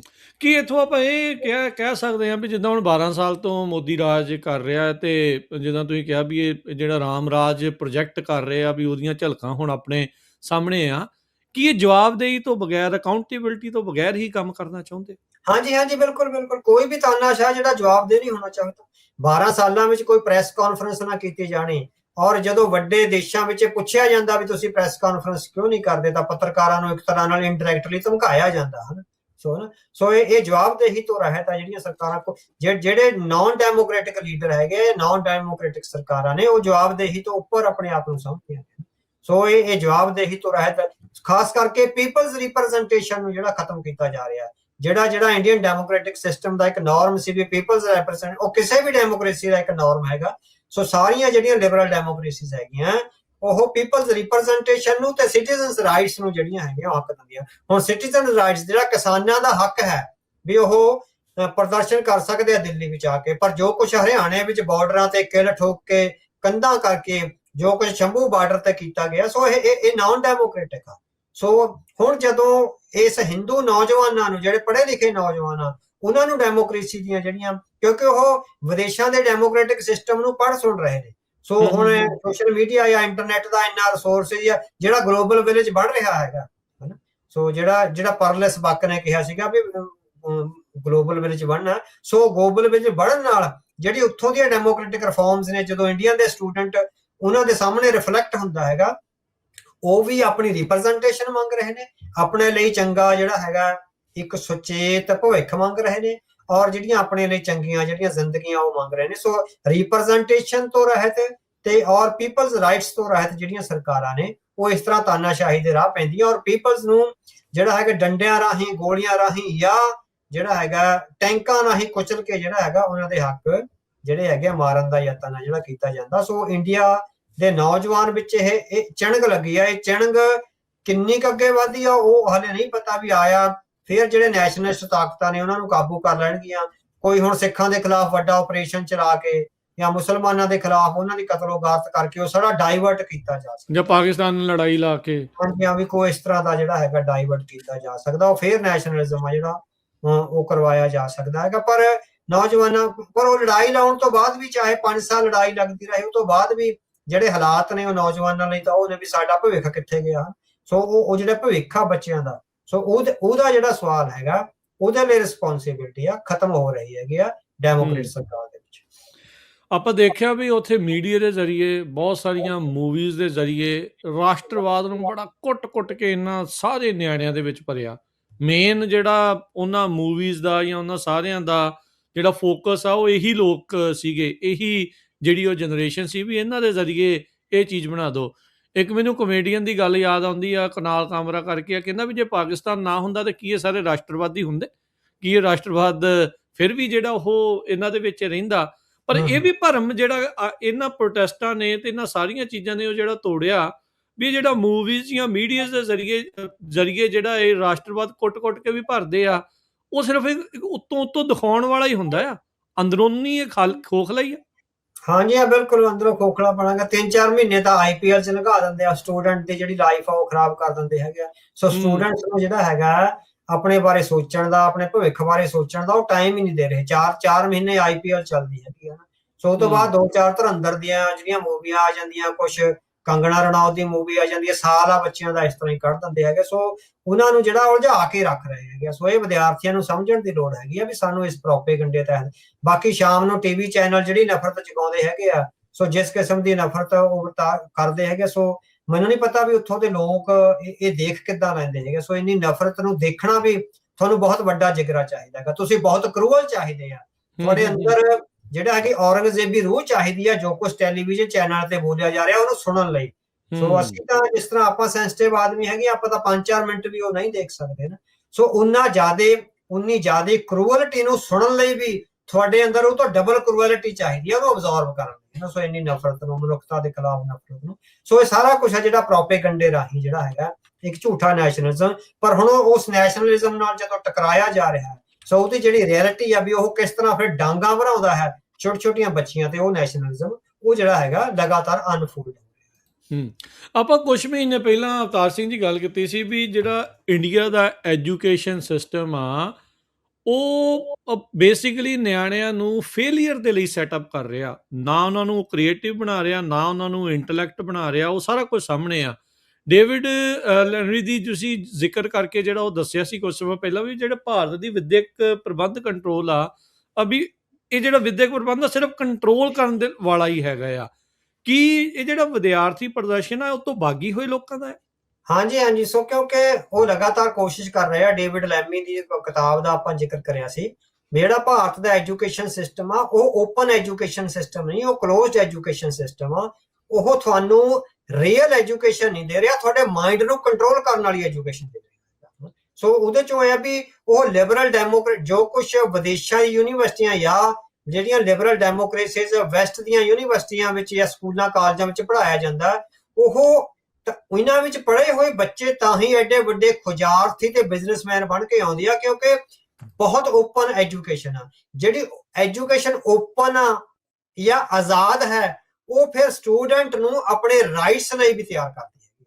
ਉਹ ਸਟੂਡੈਂਟਸ ਨੂੰ ਦੱਸਦੀ ਆ ਵੀ ਇੰਟਰਨੈਸ਼ਨਲ ਲਾਅ ਨੇ ਸਾਨੂੰ ਐਗਜ਼ਿਸਟ ਕਰਨ ਦੇ, ਸਾਨੂੰ ਐਜ਼ ਏ ਸਿਟੀਜ਼ਨ ਐਗਜ਼ਿਸਟ ਕਰਨ ਦੇ ਔਰ ਐਜ਼ ਏ ਨੇਸ਼ਨ ਐਗਜ਼ਿਸਟ ਕਰਨ ਦੇ ਜਿਹੜੇ ਲਾਅ ਦਿੱਤੇ ਹੈਗੇ ਆ। ਸੋ ਉਹਨਾਂ ਲਾਅਜ਼ ਨਾਲ ਜਦੋਂ ਤੁਸੀਂ ਸਾਹਮਣਾ ਕਰੋਗੇ, ਫਿਰ ਤੁਸੀਂ ਆਪਣੇ ਮੁਲਕ ਵਿੱਚ ਵੀ ਉਹ ਡੈਮੋਕ੍ਰੈਟਿਕ ਰਿਫਾਰਮਸ ਔਰ ਉਹ ਡੈਮੋਕ੍ਰੈਟਿਕ ਜਿਹੜੇ ਹੱਕ ਨੇ ਉਹਨਾਂ ਲਈ ਸੰਘਰਸ਼ ਕਰੋਗੇ। ਸੋ ਭਾਰਤ ਦੀ ਸਮੁੱਚੀ ਐਜੂਕੇਸ਼ਨ ਆ ਬੱਚਿਆਂ ਨੂੰ ਉਹਨਾਂ ਰਾਈਟਸ ਤੋਂ ਔਰ ਉਸ ਰਿਪਰੈਜ਼ੈਂਟੇਸ਼ਨ ਦੇ ਹੱਕ ਤੋਂ ਜਿਹੜੀ ਹੈਗੀ ਆ ਵਿਰਵਾ ਕਰਦੀ ਹੈਗੀ ਆ। ਪਰ ਆ ਜਿਹੜੇ ਨੌਜਵਾਨ, ਕਿਉਂਕਿ ਹੁਣ ਗਲੋਬਲ ਵਿਲੇਜ ਬਣ ਗਿਆ, ਬੇਸ਼ੱਕ ਲਗਾਤਾਰ ਉਹ ਇੰਡੀਆ ਦੇ ਸਕੂਲਾਂ 'ਚ ਪੜ੍ਹੇ ਹੈਗੇ ਆ, ਪਰ ਵੈਸਟ ਨਾਲ ਬਹੁਤ ਵੱਡੀ ਇੰਟਰੈਕਸ਼ਨ ਹੋ ਜਾਣ ਨਾਲ ਕਾਰਨ, ਕਿਉਂਕਿ ਸਾਰਾ ਵੈਸਟ ਦਾ ਮੀਡੀਆ ਹੁਣ ਤੁਹਾਡੇ ਪਾਮਸ ਤੇ ਹੈਗਾ, ਤੁਹਾਡੇ ਟੈਲੀਫੋਨ ਤੇ ਸਾਰਾ ਵੈਸਟ ਦਾ। ਤੁਸੀਂ ਵਾਸ਼ਿੰਗਟਨ ਪੋਸਟ ਨੂੰ ਜਿਹੜਾ ਹੈਗਾ ਸਬਸਕ੍ਰਾਈਬ ਕਰ ਸਕਦੇ ਆ, ਨਿਊਯਾਰਕ ਟਾਈਮਸ ਨੂੰ ਸਬਸਕ੍ਰਾਈਬ ਕਰ ਸਕਦੇ ਆ, ਸੰਡੇ ਟਾਈਮਸ ਨੂੰ, ਗਾਰਡੀਅਨ ਦਾ ਫ੍ਰੀ ਆਫ ਕਾਸਟ ਹੀ ਜਿਹੜਾ ਹੈਗਾ ਆਈ ਜਾਂਦਾ। ਸੋ ਇਹ ਜਿਹੜੇ ਲਿਬਰਲ ਵਿਚਾਰ ਨੇ ਜਿਹੜੇ ਚੈਲੰਜ ਕਰਦੇ ਆ ਸਟੇਟਸ ਕੋ ਨੂੰ, ਉਹ ਵੈਸਟ ਵਿੱਚ ਆਉਂਦੇ ਹੈਗੇ ਆ। ਸੋ ਇੰਡੀਅਨ ਐਜੂਕੇਸ਼ਨ ਸਿਸਟਮ ਇਹ ਹੈਗਾ ਵੀ ਸਟੇਟਸ ਕੋ ਨੂੰ ਚੈਲੰਜ ਕਰਨ ਵਾਲੀ ਬਿਰਤੀ ਹੈ ਜਿਹੜੀ ਨਾ ਪੈਦਾ ਹੋਵੇ। ਪਰ ਇਹ ਬੱਚੇ ਕਿਉਂਕਿ ਹੁਣ ਹਾਈਲੀ ਐਜੂਕੇਟਡ ਨੇ, ਵੱਡੀਆਂ ਯੂਨੀਵਰਸਿਟੀਆਂ ਵਿੱਚ ਪੜ੍ਹੇ ਆ ਔਰ ਚੰਗੇ ਅਮੀਰ ਘਰਾਂ ਚੋਂ, ਉਹਨਾਂ ਦੀ ਇੰਟਰੈਕਸ਼ਨ ਹੋ ਚੁੱਕੀ ਹੈ ਵੈਸਟ ਦੇ ਸਿਸਟਮ ਨਾਲ। ਉਹ ਜਿਹੜਾ ਸਟੇਟਸ ਕੋ ਨੂੰ ਚੈਲੰਜ ਕਰਨ ਦਾ ਯਤਨ ਕਰ ਰਹੇ ਹੈਗੇ ਆ। ਵਾਕਿਆ ਹੀ ਉਹਨਾਂ ਵਿੱਚ ਇਹ ਪਨਪਿਆ ਹੈ, ਹਾਲੇ ਪਹਿਲੀ ਝਲਕ ਹੈ। ਆਪਾਂ ਨੂੰ ਨਹੀਂ ਪਤਾ ਵੀ ਇਹ ਕਾਬੂ ਆ ਜਾਣਗੇ, ਹਾਲੇ ਆਪਾਂ ਇਹਦੇ ਬਾਰੇ ਭਵਿੱਖਬਾਣੀ ਨਹੀਂ ਕਰ ਸਕਦੇ, ਪਰ ਇਹ ਪਹਿਲੀ ਝਲਕ ਹੈ ਵੀ ਉਹਨਾਂ ਵਿਦਿਆਰਥੀਆਂ ਨੇ ਆਪਣੀ ਉਸ ਐਸਪੀਰੇਸ਼ਨਸ ਨੂੰ ਜਿਹੜਾ ਹੈਗਾ ਉਹ ਦਿਖਾਇਆ ਹੈਗਾ ਵੀ ਅਸੀਂ ਹੁਣ ਕਲੋਜ਼ਡ ਸੁਸਾਇਟੀ ਵਿੱਚ ਨਹੀਂ ਰਹਿ ਸਕਦੇ। ਸਾਨੂੰ ਓਪਨਨੈਸ, ਜਿਹੜੀ ਪੋਲੀਟੀਕਲ ਓਪਨਨੈਸ ਆ ਔਰ ਪੋਲੀਟੀਕਲ ਰਿਪਰੈਜ਼ੈਂਟੇਸ਼ਨ ਹੈਗੀ ਆ ਸਿਟੀਜ਼ਨਸ ਦੀ, ਜਿਹੜੇ ਸਿਟੀਜ਼ਨਸ ਰਾਈਟਸ ਹੈਗੇ ਆ, ਡੈਮੋਕ੍ਰੈਟਿਕ ਰਿਫਾਰਮਸ ਔਰ ਡੈਮੋਕ੍ਰੈਟਿਕ ਨੋਰਮਸ ਐਂਡ ਸਿਸਟਮਸ ਨੇ ਸਿਟੀਜ਼ਨਸ ਨੂੰ ਜਿਹੜੇ ਰਾਈਟ ਦਿੱਤੇ ਹੈਗੇ ਆ, ਉਹਦੇ ਨਾਲ ਸਾਨੂੰ ਜਿਹੜੇ ਉਹ ਹੱਕ ਹੈ ਸਾਨੂੰ ਵੀ ਮਿਲਣੇ ਚਾਹੀਦੇ ਆ। ਕੁਛ 100-150 ਬੰਦਾ ਹੀ ਜਿਹੜਾ, ਬਹੁਤੇ ਜਿਹੜੇ ਅਨਪੜ੍ਹ ਤੇ ਕ੍ਰਿਮੀਨਲ ਨੇ ਉਹ ਮੁਲਕ ਨੂੰ ਨਹੀਂ ਚਲਾ ਸਕਦੇ। ਹੁਣ ਪੜ੍ਹੇ ਲਿਖੇ ਬੱਚਿਆਂ ਨੂੰ ਵੀ ਜਿਹੜਾ ਹੈਗਾ ਉਸ ਸਿਸਟਮ ਦਾ ਹਿੱਸਾ ਬਣਾਉਣਾ ਪਵੇਗਾ। ਕੀ ਤੁਹਾਨੂੰ ਲੱਗਦਾ ਵੀ ਇਹ ਜਿਹੜੇ ਪ੍ਰਦਰਸ਼ਨ ਹੈ ਸਿਰਫ ਅਲੀਟ ਕਰ ਰਿਹਾ ਹੈ ਕਿ ਜਾਂ ਗਰੀਬ ਅਨਪੜ੍ਹ ਜਾਂ ਜਿਹੜੇ ਉੱਦਾਂ ਦੇ ਵਿਦਿਆਰਥੀ ਜਾਂ ਉੱਦਾਂ ਦੇ ਪਰਿਵਾਰਾਂ ਵਾਲੇ ਵੀ ਇਸ ਦੇ ਵਿੱਚ ਸ਼ਾਮਲ ਹੈਗੇ ਆ, ਕਿ ਸਿਰਫ ਇਹ ਜਿਹੜੇ ਜੇ ਕੰਮ ਮੰਨ ਲਓ ਵੀ ਅਲੀਟ ਹੈ ਇਹ ਕਹਿੰਦੇ ਵੀ ਜੇ ਸਾਨੂੰ ਅੱਜ ਜੌਬ ਮਿਲ ਜਾਵੇ ਤੇ ਸਾਨੂੰ ਰਿਫਾਰਮ ਦੀ ਜ਼ਰੂਰਤ ਨਹੀਂ, ਇਹ ਪ੍ਰਦਰਸ਼ਨ ਦਾ, ਇਹ ਪ੍ਰੋਟੈਸਟ ਦਾ ਅਸਲ 'ਚ ਮਕਸਦ ਕੀ ਤੁਹਾਨੂੰ ਨਜ਼ਰ ਆ ਰਿਹਾ ਹੈ? ਜੀ ਦੇਖੋ, ਇਹ ਦੋ ਤਰ੍ਹਾਂ ਦੇ ਪ੍ਰਦਰਸ਼ਨ ਹੋਣੇ ਆ। ਸੋ ਇਹਦੇ ਚ ਹੁਣ ਪਹਿਲਾ ਸਵਾਲ ਜਿਹੜਾ ਤੁਹਾਡਾ ਹੈਗਾ, ਆਪਾਂ ਉਹਨੂੰ ਕਰ ਲਈਏ ਵੀ ਜਦੋਂ ਇਹਨਾਂ ਨੂੰ ਜੌਬ ਮਿਲ ਗਈ ਤਾਂ ਉਹਨਾਂ ਨੇ ਜਿਹੜਾ ਹੈਗਾ ਸੈਟੀਸਫਾਈ ਹੋ ਜਾਣਾ ਹੈ ਨਾ। ਸੋ ਹੁਣ ਨੌਜਵਾਨ ਕਿੰਨੇ ਆ ਔਰ ਜੌਬਸ ਕਿੰਨੀਆਂ ਨੇ ਇਹ ਤੁਸੀਂ ਦੇਖ ਲਓ। ਜੇ 1 ਲੱਖ ਨੌਜਵਾਨ ਆ ਉਹਦੇ ਚੋਂ 1000 ਨੂੰ ਜੌਬ ਮਿਲ ਗਈ ਤਾਂ ਜਿਹੜਾ ਬਾਕੀ 99,000 ਆ ਉਹਦਾ ਭਵਿੱਖ ਕਿੱਥੇ ਜਾਊਗਾ? 1000 ਬੈਠ ਜਾਊਗਾ, 2000 ਬੈਠ ਜਾਣਗੇ, 5000। ਉਹ ਤੋਂ ਬਾਅਦ ਨਵੀਂ ਜਨਰੇਸ਼ਨ ਆਉਂਦੀ ਜਾਣੀ ਹੈਗੀ ਆ। ਜਿੰਨੀ ਜਨਰੇਸ਼ਨ ਆ ਰਹੀ ਹੈਗੀ ਆ ਪੜ੍ਹੇ ਲਿਖੇ ਲੋਕਾਂ ਦੀ, ਉਨੀਆਂ ਜੌਬਸ ਨਹੀਂ ਹੈਗੀਆਂ। ਉਹਨਾਂ ਨੂੰ ਸਿਸਟਮ ਆ ਜਿਹੜਾ ਐਗਜ਼ੌਸਟ ਨਹੀਂ ਕਰ ਰਿਹਾ ਹਨਾ, ਉਹਨਾਂ ਨੂੰ ਐਂਟਰਟੇਨ ਨਹੀਂ ਹੋ ਰਿਹਾ। ਜੇ 1 ਲੱਖ ਚੋਂ 10,000 ਨੂੰ ਵੀ ਜੌਬ ਮਿਲ ਗਈ, ਬਾਕੀ 90,000 ਤਾਂ ਸੰਘਰਸ਼ ਕਰੂਗਾ ਨਾ, ਕਿਉਂਕਿ ਉਹਨਾਂ ਗੈਪ ਆ ਜਿਹੜਾ ਫਿਲ ਅਪ ਨਹੀਂ ਜਿਹੜਾ ਹੈਗਾ ਹੋ ਰਿਹਾ। ਦੂਸਰਾ ਜਿਹੜਾ ਤੁਹਾਡੀ ਗੱਲ ਹੈਗੀ ਆ, ਆਪਾਂ ਵਾਰ-ਵਾਰ ਇਸ ਮੁਲਕ 'ਚ ਕਿਹਾ ਹੈਗਾ ਵੀ ਭਾਰਤੀ ਨੈਸ਼ਨਲਿਜ਼ਮ ਦਾ ਜਿਹੜਾ ਕੋਰ ਜਿਹੜੀ ਰੀੜ੍ਹ ਦੀ ਹੱਡੀ ਆ ਹਿੰਦੂ ਨੈਸ਼ਨਲਿਜ਼ਮ ਹਨਾ, ਉਹ ਹੈਗਾ ਹਿੰਦੀ ਬੈਲਟ ਆ। ਜਿਹੜੀ ਹਿੰਦੀ ਬੈਲਟ ਸਭ ਤੋਂ ਵੱਧ ਗਰੀਬ ਆ ਤੇ ਹਿੰਦੀ ਬੈਲਟ ਸਭ ਤੋਂ ਵੱਧ ਅਨਪੜ੍ਹ ਹੈ। ਇਹ ਜਿਹੜਾ ਪ੍ਰਦਰਸ਼ਨ ਹੈ ਇਹ ਪੜ੍ਹੇ ਲਿਖੇ ਅਲੀਟ ਦਾ ਹੋਇਆ। ਇਹਦੇ ਵਿੱਚੋਂ ਬਿਯੋਂਡ ਹਿੰਦੀ ਬੈਲਟ ਹੈਗਾ, ਉਹ ਮਹਾਰਾਸ਼ਟਰ ਵਿੱਚ ਵੀ ਹੋ ਰਿਹਾ, ਪੂਨੇ 'ਚ ਵੀ ਹੋ ਰਿਹਾ ਹੈਗਾ ਹਨਾ, ਹੋਰ ਥਾਵਾਂ ਤੇ ਮਹਾਰਾਸ਼ਟਰ 'ਚ ਦਾਦਰ 'ਚ ਬਹੁਤ ਵੱਡਾ ਪ੍ਰਦਰਸ਼ਨ ਹੋਇਆ ਹੈਗਾ ਨਾ। ਸੋ ਇਹ ਦੋ ਤਰ੍ਹਾਂ ਦੇ ਪ੍ਰਦਰਸ਼ਨ ਸਾਹਮਣੇ ਆਉਣਗੇ। ਇੱਕ ਤਾਂ ਪੜ੍ਹੇ ਲਿਖੇ ਅਲੀਟ ਦਾ ਜਿਹਦੇ ਲਈ ਇਹ ਚੈਲੰਜਸ ਆ। ਜਿਹੜਾ ਗਰੀਬ ਔਰ ਅਨਪੜ੍ਹ ਹੈਗਾ, ਜਦੋਂ ਉਹਦੀ ਰੋਟੀ ਔਰ ਭੁੱਖਮਰੀ ਇੰਨੀ ਜ਼ਿਆਦਾ ਵੱਧ ਜਾਣੀ ਹੈਗੀ ਆ, ਭੁੱਖਮਰੀ ਦੀਆਂ, ਉਹਦਾ ਇੱਕ ਵੱਖਰਾ ਅੰਦੋਲਨ ਸ਼ੁਰੂ ਹਨਾ। ਸੋ ਹਾਲਾਂਕਿ ਸਰਕਾਰਾਂ ਜਿਹੜੀਆਂ ਇੰਟੈਲੀਜੈਂਟ ਸਰਕਾਰਾਂ ਹੁੰਦੀਆਂ ਉਹ ਆਪਣੀ ਰੀੜ੍ਹ ਦੀ ਹੱਡੀ ਨੂੰ ਜਿਹੜੀ ਹੈਗੀ ਆ ਪ੍ਰੋਸਪਰਸ ਰੱਖਦੀਆਂ। ਔਰ ਭਾਰਤ ਦਾ ਇਹ ਵੱਡਾ ਸੰਕਟ ਹੈਗਾ ਵੀ ਰੀੜ੍ਹ ਦੀ ਹੱਡੀ ਅਨਪੜ੍ਹ ਵੀ ਸਭ ਤੋਂ ਜ਼ਿਆਦਾ ਤੇ ਪ੍ਰੋਸਪਰਸ ਵੀ ਸਭ ਤੋਂ ਘੱਟ ਹੈਗੀ ਆ। ਇਸ ਕਰਕੇ ਇਹ ਅਗਲੀ ਵਾਰੀ ਅਗਲੇ ਸਾਲਾਂ ਵਿੱਚ ਇਹ ਵੀ ਪ੍ਰਦਰਸ਼ਨ ਹੋ ਸਕਦਾ ਵੀ ਜਿਹੜੇ ਗਰੀਬ ਨੇ, ਹੁਣ ਜਿਹੜਾ ਮਾਓਵਾਦੀ ਸੰਘਰਸ਼ ਸੀ ਉਹ ਕੀ ਸੀ, ਉਹ ਅਨਪੜ੍ਹ ਤੇ ਗਰੀਬ ਲੋਕਾਂ ਦੀ ਜਦੋਂ ਉਹਨਾਂ ਦੀ ਰਿਸੋਰਸਿਸ ਖਤਮ ਹੋ ਰਹੇ ਆ, ਉਹਨਾਂ ਦੀ ਲਾਈਵਲੀਹੁੱਡ ਦੀ ਜਿਹੜੀ ਹੈਗੀ ਆ ਉਹ ਸਾਰੇ ਦਰਵਾਜ਼ੇ ਬੰਦ ਹੋ ਰਹੇ ਆ। ਸੋ ਉਹਨਾਂ ਦੀ ਉਹ ਬਗਾਵਤ ਸੀ। ਸੋ ਅਸੀਂ ਨਹੀਂ ਕਹਿੰਦੇ ਵੀ ਹਥਿਆਰਬੰਦ ਬਗਾਵਤ ਹੋਵੇਗੀ ਜਾਂ ਕਰਨੀ ਚਾਹੀਦੀ ਆ, ਪਰ ਇੱਕ ਲੋਕ ਸੰਘਰਸ਼ ਹੈ ਜਿਹੜਾ ਜ਼ਰੂਰ ਉੱਠੇਗਾ। ਉਹ ਹਿੰਦੂ ਨੈਸ਼ਨਲਿਜ਼ਮ ਦੀ ਰੀੜ੍ਹ ਦੀ ਹੱਡੀ 'ਚ ਉੱਠੇਗਾ। ਜਿਹੜੀਆਂ ਆਹ ਹਿੰਦੀ ਬੈਲਟ ਆ, ਬਿਹਾਰ, ਉੱਤਰ ਪ੍ਰਦੇਸ਼, ਰਾਜਸਥਾਨ, ਗੁਜਰਾਤ, ਮੱਧ ਪ੍ਰਦੇਸ਼ ਤੇ ਮਹਾਰਾਸ਼ਟਰ, ਇਹ ਰੀੜ੍ਹ ਦੀ ਹੱਡੀ ਹੈਗੀ ਆ ਹਨਾ। ਇਹ ਸਭ ਤੋਂ ਘੱਟ ਪ੍ਰੋਸਪਰਸ ਤੇ ਸਭ ਤੋਂ ਵੱਧ ਜਿਹੜੀ ਹੈਗੀ ਹੈ। ਸੋ ਇਹ ਦੋ ਤਰ੍ਹਾਂ ਦੇ ਪ੍ਰਦਰਸ਼ਨਾਂ ਦਾ ਜਿਹੜਾ ਪੈਰਲਲ ਸਿਸਟਮ ਚੱਲ ਸਕਦਾ। ਹਿੰਦੂ ਅਲੀਟ ਜਿਹੜਾ ਪੜ੍ਹਿਆ ਲਿਖਿਆ ਮਿਡਲ ਕਲਾਸ ਆ, ਜਿਹੜੀ ਗਰੀਬ ਕਲਾਸ ਆ ਨਾ, ਬਿਲੋ ਪਾਵਰਟੀ ਲਾਈਨ, ਉਹਦਾ ਵੀ ਜਿਹੜਾ ਸੰਘਰਸ਼ ਹੈ ਸਾਹਮਣੇ ਆ ਸਕਦਾ ਹੈ। ਜੀ ਬਿਲਕੁਲ। ਟਿਕਿੰਗ ਟਾਈਮ ਬੰਬ ਜਿੱਦਾਂ ਅਕਸਰ ਇੱਕ ਸ਼ਬਦ ਵਰਤਿਆ ਜਾਂਦਾ ਵੀ ਇਹ ਚੀਜ਼ ਜਿਹੜੀ ਉਹ ਹੈਗੀ ਆ। ਜਿਸ ਤਰੀਕੇ ਦੇ ਨਾਲ ਅਵਤਾਰ ਸਿੰਘ ਜੀ, ਹੁਣ ਜਿਹੜਾ ਇੰਟਰਨੈਸ਼ਨਲ ਮੀਡੀਆ ਵੀ ਇਸ ਪੂਰੇ ਪ੍ਰੋਟੈਸਟ ਦੀ ਸਾਰ ਲੈ ਰਿਹਾ ਆ, ਇਹਦੇ ਵਿੱਚ ਮੈਂ ਇਹ ਪੁੱਛਣਾ ਚਾਹੁੰਦਾ ਵੀ ਇਹ ਜਿਹੜੀ ਕਾਕਰੋਚ ਜਨਤਾ ਪਾਰਟੀ ਆ, ਇਹਦਾ ਕੋਈ ਅਸਲ 'ਚ ਇਹਦਾ ਕੋਈ ਰੋਲ ਹੈਗਾ ਆ? ਕੀ ਕੌਣ ਇਸ ਨੂੰ ਆਪਰੇਟ ਕਰ ਰਿਹਾ ਤੇ ਇਹਦਾ ਅਸਲ 'ਚ ਮਨਸ਼ਾ ਕੀ ਆ? ਇਹਦਾ ਕੋਈ ਕਨਸੈਪਟ ਕਿਵੇਂ ਕੋਈ ਤੁਹਾਨੂੰ ਅੱਗੇ ਕੁਝ ਨਜ਼ਰ ਆਉਂਦਾ ਹੈ ਵੀ ਜਿਹੜੀ CJP ਆ ਕੁਝ ਬਣ ਸਕਦੀ ਹੈ ਜਾਂ ਕੁਝ ਇਹਦਾ ਹੋ ਸਕਦਾ ਹੈ? ਨਹੀਂ, ਉਹਦਾ ਜਥੇਬੰਦਕ ਢਾਂਚਾ ਤਾਂ ਕੋਈ ਵੀ ਨਜ਼ਰ ਨਹੀਂ ਆ ਰਿਹਾ। ਤੋਂ ਬਹੁਤਾ ਤਾਂ ਇਹ ਵੀ ਆ ਰਿਹਾ ਹੈਗਾ ਵੀ ਇੰਡੀਅਨ ਇੰਟੈਲੀਜੈਂਸ ਨੇ ਜਿਹੜਾ ਹੈਗਾ ਇਹਨੂੰ ਵਰਤਮਾਨ ਰਜੀਮ ਨੂੰ ਰਿਪਲੇਸ ਕਰਨ ਲਈ ਜਿਹੜਾ ਇਹ ਲਿਆਂਦਾ ਹੈਗਾ। ਸੋ ਇਹਦੇ ਵਿੱਚ ਆਪਾਂ ਇਹ ਦਾਅਵਾ ਨਹੀਂ ਕਰ ਸਕਦੇ, ਪਰ ਇਹ ਦੋ ਤਰ੍ਹਾਂ ਦੇ ਜਿਹੜਾ ਸਿਸਟਮ ਹੈ ਚੱਲਦਾ। ਇੱਕ ਤਾਂ ਹੁੰਦਾ ਵੀ ਇੰਟੈਲੀਜੈਂਸ ਆਪ ਹੀ ਸਾਰਾ ਕੁਝ ਪ੍ਰੋਪੇਗੇਟ ਕਰਦੀ ਹੈ, ਉਹ ਸਾਰਾ ਕੁਝ ਡਿਫਾਈਨ ਕਰਕੇ ਆਰਗੇਨਾਈਜ਼ ਕਰਕੇ ਆਪ ਹੀ ਲੀਡਰ ਜਿਹੜਾ ਹੈਗਾ ਪ੍ਰਮੋਟ ਕਰ ਰਹੀ, ਜਿੱਦਾਂ ਕੇਜਰੀਵਾਲ ਕੀਤਾ ਗਿਆ ਸੀ। ਕੇਜਰੀਵਾਲ ਜਿਹੜਾ ਹੈਗਾ ਇੱਕ ਤਰ੍ਹਾਂ ਨਾਲ ਪ੍ਰਮੋਟਰ ਸੀ। ਦੂਜੇ ਪਾਸੇ ਇਹ ਹੁੰਦਾ ਹੈਗਾ ਵੀ ਜਿਹੜਾ ਪੜ੍ਹਿਆ ਲਿਖਿਆ ਨੌਜਵਾਨ ਜਾਂ ਲੀਡ ਹੈਗਾ ਉਹ ਆਪ ਹੀ ਕਿਸੇ ਢੰਗ ਨਾਲ ਸੰਘਰਸ਼ ਵਿੱਚ ਆ ਜਾਂਦਾ, ਬਾਅਦ ਚੋਂ ਇੰਟੈਲੀਜੈਂਸ ਆ ਜਿਹੜੀ ਉਹਨੂੰ ਅਪਣਾ ਲੈਂਦੀ ਹੈਗੀ। ਸੋ ਜਿਹੜਾ ਭਾਰਤ ਦੇ ਆਫੀਸ਼ੀਅਲਸ ਨਾ, ਜਿਹੜੇ ਨੀਤੀ ਘਾੜੇ ਹੈਗੇ ਆ, ਉਹਨਾਂ ਵਿੱਚ ਇੱਕ ਕਾਫੀ ਵੱਡਾ ਹਿੱਸਾ ਉਹ ਹੈ ਜੋ ਐਂਟੀ BJP ਹੈ ਤੇ ਐਂਟੀ RSS। ਉਹ ਲਗਾਤਾਰ ਯਤਨ ਕਰ ਰਿਹਾ ਹੈਗਾ ਵੀ ਕਿਸੇ ਨਾ ਕਿਸੇ ਢੰਗ ਨਾਲ ਜਿਹੜੀ ਇਹ ਡਿਵਾਈਡ ਐਂਡ ਰੂਲ ਵਾਲੀ ਰਾਜਨੀਤੀ ਹੋ ਰਹੀ ਆ ਵਰਤਮਾਨ ਰਜੀਮ ਵਿੱਚ, ਵੀ ਉਹਨਾਂ ਨੂੰ ਲੱਗ ਰਿਹਾ ਹੈਗਾ ਵੀ ਇਹ ਦੇਸ਼ ਲਈ ਠੀਕ ਨਹੀਂ। ਉਹ ਜਿਹੜਾ ਸਮਝਦਾਰ ਧੜਾ ਹੈਗਾ ਨਾ, ਸੋ ਜਿਹੜਾ ਐਂਟੀ ਬੀਜੇਪੀ ਐਂਟੀ ਆਰਐਸਐਸ, ਉਹ ਵਿਦਿਨ ਆਫੀਸ਼ੀਅਲ ਡਮ ਚ ਉਹ ਅਫਸਰਸ਼ਾਹੀ ਵਿੱਚ ਕਾਫੀ ਭਾਰੂ ਹੈਗਾ, ਜਿਹੜਾ ਜਿਨ੍ਹਾਂ ਦੀਆਂ ਪੁਰਾਣੀਆਂ ਨਿਯੁਕਤੀਆਂ ਹੋਈਆਂ ਨੇ ਜਾਂ ਜਿਹੜੇ ਲਿਬਰਲ ਡੈਮੋਕ੍ਰੈਟਿਕ ਇੰਸਟੀਟਿਊਸ਼ਨਸ ਤੋਂ ਪੜ੍ਹ ਕੇ ਆਏ ਆ, ਉਹਨਾਂ ਨੂੰ ਇਹ ਲੱਗ ਰਿਹਾ ਹੈਗਾ ਵੀ ਦੇਸ਼ ਨੂੰ ਗਲਤ ਰਾਹ ਤੇ ਲਿਜਾਇਆ ਜਾ ਰਿਹਾ ਹੈਗਾ, ਜਿਹੜਾ ਇਹ ਨੌਨ ਡੈਮੋਕ੍ਰੈਟਿਕ ਸਿਸਟਮ ਜਾਂ ਤਾਨਾਸ਼ਾਹੀ ਵਾਲਾ ਸਿਸਟਮ ਹੈ। ਸੋ ਹੋ ਸਕਦਾ ਹੈ ਉਹਨਾਂ ਨੇ ਇਸ ਕਾਕਰੋਚ ਜਨਤਾ ਪਾਰਟੀ ਦਾ ਜਿਹੜਾ ਕੁਛ ਨਾ ਕੁਛ ਇਨੀਸ਼ੀਅਲ ਦਾ ਜਿਹੜੇ ਉਹ ਕ੍ਰੀਏਟ ਕੀਤੇ ਹੋਣ ਤੇ ਮੁੜ ਕੇ ਉਹਨੂੰ ਅਰਵਿੰਦ ਕੇਜਰੀਵਾਲ ਵਾਂਗੂ ਹੀ ਜਿਹੜਾ ਹੈਗਾ ਉਹ ਪ੍ਰਮੋਟ ਕਰਕੇ ਅੱਗੇ ਵਧਾ ਦਿੱਤਾ ਜਾਵੇ, ਜਾਂ ਉਹ ਬੀ ਟੀਮ ਦੇ ਤੌਰ ਤੇ ਤਿਆਰ ਕਰ ਰਹੇ ਆ ਵੀ ਕੱਲ ਨੂੰ ਜਦੋਂ ਇਸ ਤਾਨਾਸ਼ਾਹ ਜਾਂ ਨਰਿੰਦਰ ਮੋਦੀ ਵਾਲੀ ਸਰਕਾਰ ਤੋਂ ਲੋਕਾਂ ਦਾ ਮੋਹ ਭੰਗ ਹੋਣਾ, ਉਸ ਮੋਹ ਭੰਗ ਨੇ ਜਿਹੜਾ ਖਿਲਾਫ ਪੈਦਾ ਕਰਨਾ ਪੋਲੀਟੀਕਲੀ, ਉਹ ਖਿਲਾਫ ਤੇ ਫਿਰ ਮੁਲਕ ਨੂੰ ਤੋੜਨ ਵਾਲਾ ਜਾਂ ਬਲਕਨਾਈਜੇਸ਼ਨ ਵੱਲ ਨਾ ਵੱਧ ਜਾਵੇ, ਉਹਦੇ ਪਹਿਲਾਂ ਹੀ ਜਿਹੜਾ ਹੈਗਾ ਇੱਕ ਗਰੁੱਪ ਤਿਆਰ ਕਰਕੇ ਜਿਹੜਾ ਹੈਗਾ ਪ੍ਰਮੋਟ ਕਰਕੇ ਵੀ ਆ ਪੜ੍ਹੇ ਲਿਖੇ ਨੌਜਵਾਨ ਯੰਗ ਤੁਹਾਡੇ ਸਾਹਮਣੇ, ਉਹ ਪਿੱਛੋਂ ਆ ਜਿਹੜੀ ਉਹ ਸਾਰਾ ਅਲੀਟ ਆ ਉਹ ਚਲਾਵੇਗਾ। ਸੋ ਇੰਡੀਅਨ ਨੈਸ਼ਨਲਿਜ਼ਮ ਜਾਂ ਹਿੰਦੂ ਨੈਸ਼ਨਲਿਜ਼ਮ ਦਾ ਜਿਹੜਾ ਪਰਦਾ ਪਾ ਕੇ ਉਹਨਾਂ ਨੂੰ ਇਹ ਦੋਵੇਂ ਤਾਂ ਸੰਭਾਵਨਾਵਾਂ ਨੇ ਵੀ ਹਾਲ ਦੀ ਘੜੀ ਵੀ ਉਹ ਆਪਣੇ ਤੌਰ ਤੇ ਰੋਜ਼ ਆਰਗੇਨਾਈਜ਼ ਹੋਇਆ ਉਹਨੂੰ ਅਪਣਾ ਲਵੇਗੀ ਇੰਟੈਲੀਜੈਂਸ, ਜਾਂ ਸਾਰਾ ਕੁਝ ਲਿਆਂਦਾ ਹੀ ਇੰਟੈਲੀਜੈਂਸ ਨਹੀਂ ਹੈਗਾ ਤੇ ਹੌਲੀ ਹੌਲੀ ਆ ਜਿਹੜਾ ਉਹ ਅਨਫੋਲਡ ਕਰਨਗੇ।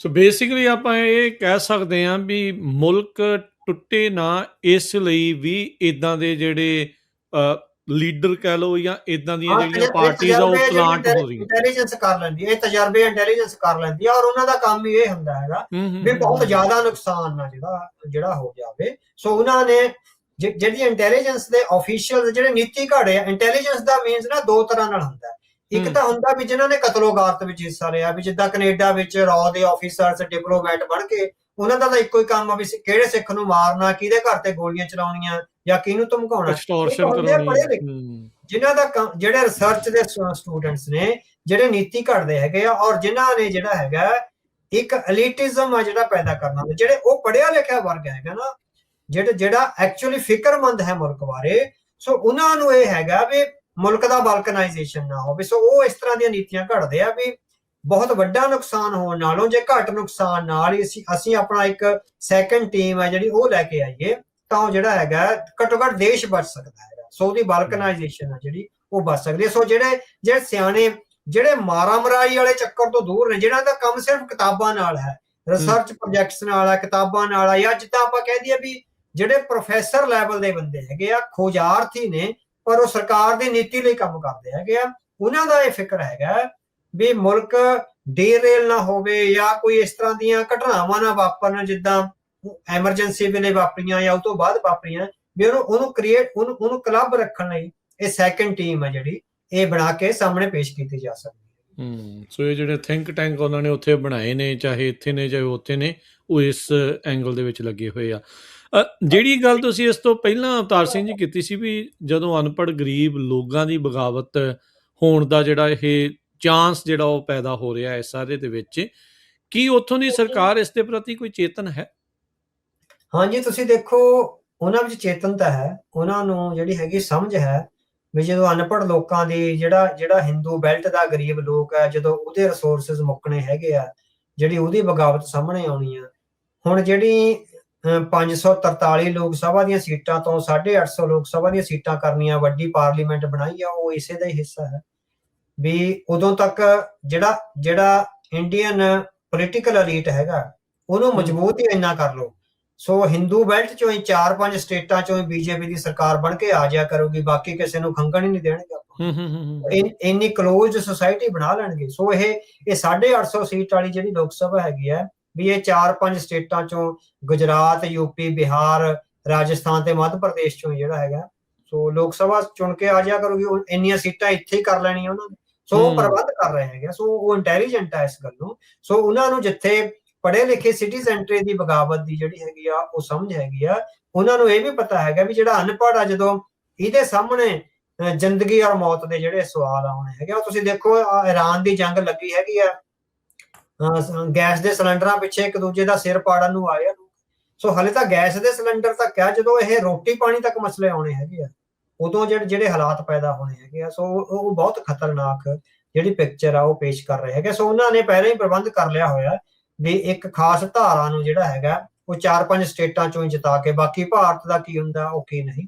ਸੋ ਜਿਹੜਾ ਪੋਲੀਟੀਕਲ ਐਲੀਟ ਆ ਉਹ 4-5 ਸਟੇਟਾਂ ਚੋਂ ਜਿੱਤ ਕੇ ਹੀ ਆਪਣਾ ਕਬਜ਼ਾ ਜਮਾਈ ਰੱਖੇ, ਤੇ ਬਾਕੀ ਜਿਹੜਾ ਹੈਗਾ ਤਿਆਨਨਮਨ ਸਕੁਅਰ ਜਾਂ ਹੋਰ ਜੋ ਇਸ ਤਰ੍ਹਾਂ ਜੰਤਰ ਮੰਤਰ ਤੇ ਹੋਇਆ, ਇਸ ਕਿਸਮ ਦੇ ਘਟਨਾਕ੍ਰਮ ਰਾਹੀਂ ਉਹ ਟੈਕਲ ਕਰ ਸਕਦੇ ਹੈਗੇ। ਜੀ ਜਿਹੜੇ ਵਿਦਿਆਰਥੀਆਂ ਦੇ ਵਿੱਚ ਜਿਹੜੇ ਹੁਣ ਪ੍ਰਦਰਸ਼ਨ ਹੋ ਰਹੇ ਆ, ਇਹ ਜਿਹੜੇ ਹੁਣ ਹਿੰਦੂ ਵਿਦਿਆਰਥੀ ਆ ਸਿੱਖਾਂ ਨੂੰ ਆਵਾਜ਼ਾਂ ਮਾਰ ਰਹੇ ਆ ਵੀ ਆ ਜਾਓ, ਇਹਦੇ ਕੀ ਅਰਥ ਨੇ? ਹਾਂਜੀ, ਉਹ ਇਹਦੇ ਜੇ ਤੁਸੀਂ ਡੂੰਘੇ ਅਰਥ ਕਰਨਾ, ਇੱਕ ਤਾਂ ਨਾ ਨਾਰਮਲ ਅਰਥ ਹੋ ਸਕਦੇ ਹੈਗੇ ਆ ਵੀ ਹਾਂ ਵੀ ਉਹਨਾਂ ਨੇ ਕਿਸਾਨ ਮੋਰਚਾ ਜਾਂ ਸਿੱਖਾਂ ਦੇ ਜਜ਼ਬੇ ਨੂੰ ਜਿਹੜਾ ਹੈਗਾ ਉਹਨਾਂ ਨੂੰ ਸਮਝ ਹੈਗੀ ਆ। ਸੋ ਪਰ ਮੈਨੂੰ ਤਾਂ ਉਸ ਹਿੰਦੂ ਕੌਮ ਦੀ ਜਿਹੜੀ ਮਾਨਸਿਕ ਜਿਹੜਾ ਡਰਾਕਲਪਣਾ ਉਹ ਸਾਹਮਣੇ ਆ ਰਿਹਾ ਹੈਗਾ ਵੀ ਇਹ ਵਾਕਈ ਇਹ 1000 ਸਾਲ ਇਸੇ ਕਰਕੇ ਗੁਲਾਮ ਰਹੇ ਹੈਗੇ ਆ ਵੀ ਉਹਨਾਂ ਵਿੱਚ ਲੜਨ ਦਾ ਮਾਦਾ ਹੀ ਹੈ ਨਹੀਂ, ਇਸ ਤਰ੍ਹਾਂ ਦਾ ਜਜ਼ਬਾ ਹੀ ਨਹੀਂ। ਹਾਂ, ਵੀ ਉਹ ਜਿਹੜੀ ਬਰੂਟੈਲਿਟੀ ਆ ਜਿਹੜੀਆਂ ਸਰਕਾਰਾਂ ਕਰਦੀਆਂ ਨੇ। ਹੁਣ ਖਾਲਸਾ ਪੰਥ 75 ਸਾਲ ਘੋੜਿਆਂ ਦੀਆਂ ਕਾਠੀਆਂ ਤੇ ਰਿਹਾ। ਸੋ ਇਸਲਾਮ ਦੀ ਜਿਹੜੀ ਬਰੂਟੈਲਿਟੀ ਆ ਉਹਨੂੰ ਸਿੰਘਾਂ ਨੇ ਗੁਰੂ ਸਾਹਿਬ ਵੱਲੋਂ ਬਖਸ਼ੀ ਤੇਗ ਨਾਲ ਭਜਾ ਕੇ ਮਾਰਿਆ। 75 ਸਾਲ ਘੋੜੀਆਂ, ਸਾਡੀਆਂ ਬੀਬੀਆਂ, ਸਾਡੇ ਬੱਚੇ, ਸਾਡੇ ਬਜ਼ੁਰਗ, ਸਾਡੇ ਮਹਾਨ ਬਜ਼ੁਰਗ, ਸਾਡੇ ਮਹਾਨ ਸ਼ਹੀਦ ਆ ਜਿਹੜੇ ਉਹ ਬਰੂਟੈਲਿਟੀ ਦੇ ਖਿਲਾਫ ਲੜੇ ਆ। ਪਰ ਜਿਸ ਤਰ੍ਹਾਂ 2 ਦਿਨ ਡੰਡੇ ਪੈਣ ਤੋਂ ਬਾਅਦ ਉਹ ਸਿੱਖਾਂ ਨੂੰ ਆਵਾਜ਼ਾਂ ਮਾਰ ਰਿਹਾ, ਔਰ ਤੁਸੀਂ ਦੇਖੋ ਵੀ 10-12 ਕ ਨਿਹੰਗ ਸਿੰਘ ਆ ਜਿਹੜੇ ਉੱਥੇ ਪਹੁੰਚੇ ਆ, ਉਹਨਾਂ ਨੂੰ ਦੇਖ ਕੇ ਇੰਨੇ ਖੁਸ਼ ਹੋ ਰਹੇ ਆ ਜਿੱਦਾਂ ਉਹਨਾਂ ਨੂੰ ਲੱਗੇ ਵੀ ਸਹਾਰਾ ਮਿਲ ਗਿਆ ਸਾਨੂੰ, ਵੀ ਸਾਡੀ ਜੰਗ ਦਾ ਜਿਹੜਾ ਪਾਸਾ ਪਲਟਣ ਜਾ ਰਿਹਾ ਹੈਗਾ।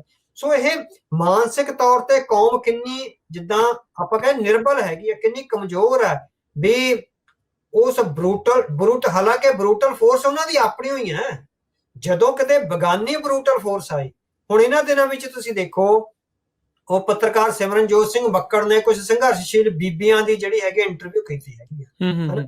ਉਹਨਾਂ ਬੀਬੀਆਂ ਨੇ ਜੋ ਦੱਸਿਆ ਵੀ ਉਹ 2-2, 3-3 ਵਾਰੀ ਪਾਕਿਸਤਾਨ ਗਈਆਂ ਨੇ ਬਾਰਡਰ ਟੱਪ ਕੇ, ਔਰ ਉਹਨਾਂ ਨੇ ਫੜੇ ਜਾਣ ਤੋਂ ਬਾਅਦ ਜਿਹੜਾ ਹੈਗਾ ਅੰਤਾਂ ਦਾ ਤਸ਼ੱਦਦ ਸਿਆ ਹੈਗਾ ਕਿ ਉਹ ਮਾਦਾ ਹੈ ਅੱਜ ਦੇ ਇਹਨਾਂ ਨੌਜਵਾਨਾਂ ਵਿੱਚ, ਹਨਾ।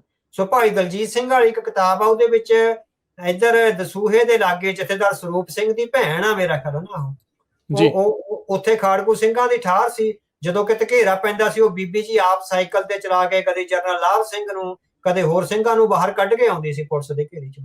ਕਹਿੰਦੇ ਜਦੋਂ ਫੜੀ ਗਈ ਹੈ ਉਹਦੇ ਟੁਕੜੇ ਕਰਤੇ। ਸੋ ਇੰਨਾ ਤਸ਼ੱਦਦ ਜਿਹੜੀਆਂ ਬੀਬੀਆਂ ਨੇ ਸਿਆ। ਸੋ ਇੱਕ ਪਾਸੇ ਉਹ ਬੀਬੀਆਂ ਨੇ ਜਿਹੜੀਆਂ ਗੁਰੂ ਸਾਹਿਬ ਦੇ ਪਰਿਵਾਰ ਚੋਂ ਆਈਆਂ ਨੇ, ਉਹਦੀ ਸਿੱਖੀ ਚੋਂ ਆਏ, ਤੇ ਦੂਸਰੇ ਪਾਸੇ ਇਹ ਬੱਚੇ ਆ ਜਿਹੜੇ 10-12 ਕ ਨਿਹੰਗਾਂ ਨੂੰ ਦੇਖ ਕੇ ਜਿਹੜੇ ਖੁਸ਼ ਹੋ ਰਹੇ ਆ ਵੀ ਸਾਡੀ ਜਿਹੜੀ ਸਹਾਇਤਾ ਆ ਗਈ। ਇਟ ਮੀਨਸ ਅੰਦਰੋਂ ਲੜਨ ਦਾ ਜਜ਼ਬਾ ਕਿੰਨਾ ਕਮਜ਼ੋਰ ਹੈਗਾ।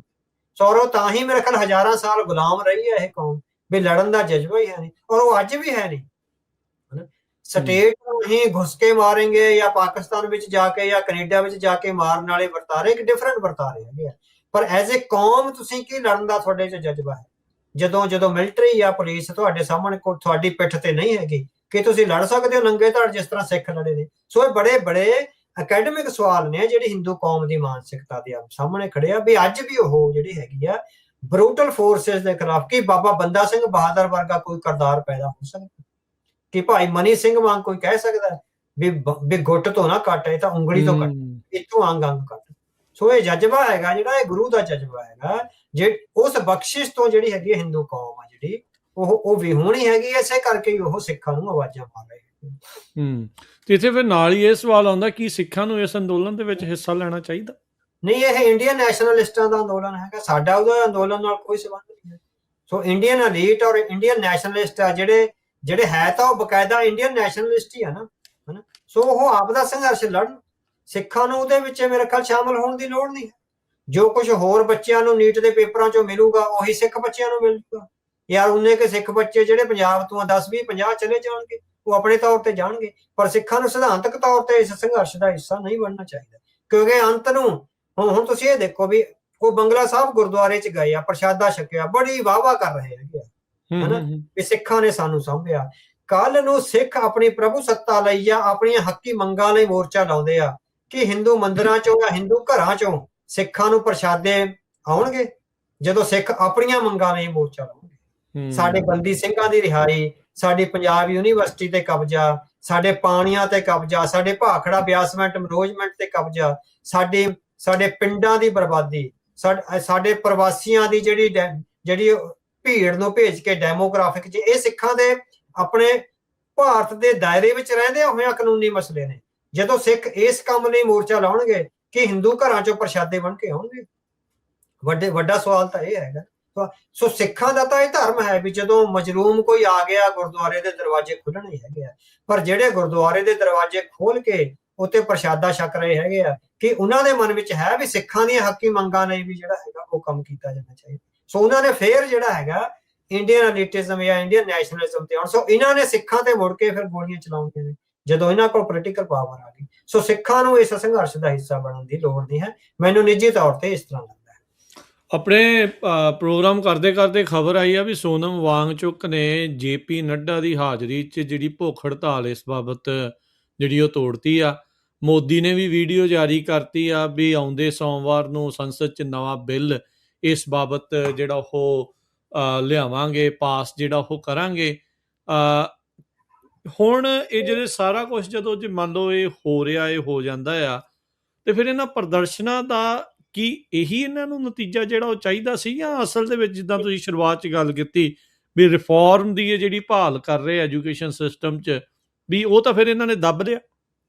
ਹਾਂਜੀ। ਸੋ ਇਹ ਹੁਣ ਮੋਰਚੇ ਦੀ ਲੀਡਰਸ਼ਿਪ ਨੂੰ ਚਾਹੀਦਾ ਨਾ ਕਿ ਮੋਰਚੇ ਦੀ ਲੀਡਰਸ਼ਿਪ ਉਨੀ ਸਮਝਦਾਰ ਹੈ ਵੀ ਉਹ ਘੱਟੋ ਘੱਟ ਹੁਣ ਐਜੂਕੇਸ਼ਨ ਰਿਫਾਰਮਸ ਤੱਕ ਨਹੀਂ, ਪੋਲੀਟੀਕਲ ਰਿਫਾਰਮਸ ਤੱਕ ਜਿਹੜੀ ਗੱਲ ਹੈਗੀ, ਜਿਹੜੀ ਪਾਰਟਿਸਿਪੇਸ਼ਨ, ਰਾਈਟ ਟੂ ਸਿਟੀਜ਼ਨਸ਼ਿਪ ਆ, right to participation in politics ਹੈਗੀ ਆ, ਜੇ ਉੱਥੇ ਤੱਕ ਜਾਂਦੇ ਹੈਗੇ ਆ ਤਾਂ ਉਹ ਜਿਹੜਾ ਹੈਗਾ ਸਿਸਟਮ ਨੂੰ ਡੈਮੋਕ੍ਰੈਟਿਕਲੀ ਚੇਂਜ ਕਰਕੇ ਜਿਹੜਾ ਵਰਤਮਾਨ ਪੋਲੀਟੀਕਲ ਐਲੀਟ ਕਾਬਜ ਹੋਇਆ ਉਹਨੂੰ ਹਟਾ ਕੇ ਇੱਕ ਨਵੇਂ ਚੰਗੇ ਪੜ੍ਹੇ ਲਿਖੇ ਨੌਜਵਾਨਾਂ ਦਾ ਜਿਹੜਾ ਹੈਗਾ ਉਹ ਗਰੁੱਪ ਤਾਂ ਆ ਸਕਦਾ ਹੈਗਾ ਜੇ ਪੋਲੀਟੀਕਲ ਰਿਫਾਰਮਸ ਲਈ ਸੰਘਰਸ਼ ਹੋਵੇਗਾ। ਸੋ ਜੇ ਇਹ ਵੀ ਹੋ ਸਕਦਾ ਵੀ ਹਾਲ ਦੀ ਘੜੀ ਇਹ ਇਸ ਤਰ੍ਹਾਂ ਕਾਬੂ ਕਰ ਲਿਆ ਜਾਵੇ ਤੇ ਮੁੜ ਕੇ ਚੈਲੰਜਸ ਹੋਰ ਆਈ ਜਾਣੇ ਹੈਗੇ। ਸੋ ਉਹਨਾਂ ਟਾਈਮਾਂ ਤੇ ਫਿਰ ਇਹ ਲੀਡਰਸ਼ਿਪ ਦੁਬਾਰੇ ਸੰਘਰਸ਼ ਕਰਦੀ ਹੈ ਜਾਂ ਨਹੀਂ ਕਰਦੀ, ਉਹਦੇ ਤੇ ਡਿਪੈਂਡ ਕਰੂਗਾ। ਸੋ ਸੋਨਮ ਵਾਂਗਚੁਕ ਨੇ ਹੜਤਾਲ ਆ, ਤੁਸੀਂ ਦੇਖਿਆ ਵੀ ਭੁੱਖ ਹੜਤਾਲ ਖਤਮ ਕਰ ਦਿੱਤੀ ਹੋਈ ਆ। ਕੋਈ ਸਮਝਾ ਤਾਂ ਮੇਰੇ ਖਿਆਲ JP ਨੱਡਾ ਅੱਜ ਜੰਤਰ ਮੰਤਰ ਤੇ ਆਏ ਸੀਗੇ। ਸੋ ਉਹਨਾਂ ਗੱਲਬਾਤ ਇਹਨੂੰ ਹਸਪਤਾਲ ਹੀ ਲੈ ਗਏ ਸੀ ਨਾ ਚੱਕ ਕੇ, ਹੁਣ ਉੱਥੇ ਹੀ ਹਾਂਜੀ ਉਹਨੂੰ ਉੱਥੇ ਰੱਖਿਆ ਹੋਇਆ। ਸੋ ਉੱਥੇ ਵੀ ਹਸਪਤਾਲ ਵਾਲਿਆਂ ਨੇ ਜਿਹੜਾ ਹੈਗਾ ਇੱਕ ਅਖਬਾਰ ਨੇ ਰਿਪੋਰਟ ਲਾਈ ਹੈਗੀ ਆ ਵੀ hospital is not a detention centre.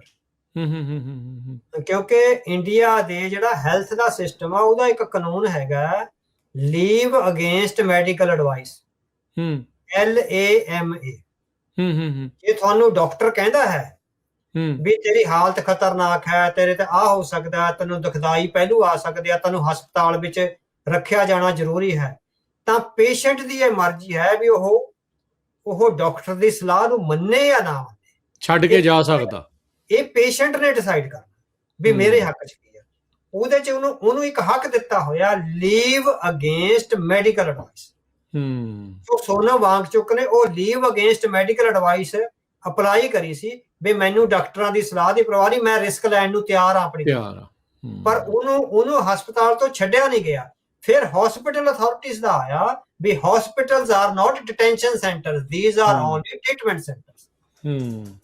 ਉੱਥੇ ਵੀ ਕਾਨੂੰਨੀ ਤੌਰ ਤੇ ਜਿਹੜਾ ਹੈਗਾ ਸਰਕਾਰ ਫਸ ਰਹੀ ਸੀ, ਉਹ ਹਸਪਤਾਲ ਨੂੰ ਇੱਕ ਜੇਲ੍ਹ ਬਣਾ ਕੇ ਰੱਖਣਾ ਚਾਹੁੰਦੀ ਸੀ ਵਿਜੇਂਦਰ ਮਾਨ। ਸੋ ਚਲੋ ਜਿੰਨਾ ਕੁ ਵੀ ਹੁੰਦਾ ਹੈ, ਪ੍ਰਦਰਸ਼ਨ ਖਤਮ ਹੁੰਦਾ ਆ ਨਹੀਂ ਚੱਲਦਾ ਹੈਗਾ ਉਹ ਵੱਖਰੀ ਗੱਲ ਹੈਗੀ ਹੈ, ਪਰ ਇਹ ਪੇਪਰ ਲੀਕ ਦਾ ਮਸਲਾ, ਸਟੂਡੈਂਟ ਰਿਫਾਰਮਸ ਦਾ ਮਸਲਾ ਜਾਂ ਪੋਲੀਟੀਕਲ ਰਿਫਾਰਮਸ ਦਾ ਮਸਲਾ, ਇਹ ਵਾਰ-ਵਾਰ ਆ ਜਿਹੜਾ ਪੋਲੀਟੀਕਲ ਐਲੀਟ ਨੂੰ, ਕਿਉਂਕਿ 18ਵੀਂ ਸਦੀ ਦੀ ਪੋਲਿਟਿਕਸ 21ਵੀਂ ਸਦੀ ਵਿੱਚ ਨਹੀਂ ਚੱਲ ਸਕਦੀ। ਸੋ 3 ਸਦੀਆਂ ਦਾ ਫਰਕ ਹੈ।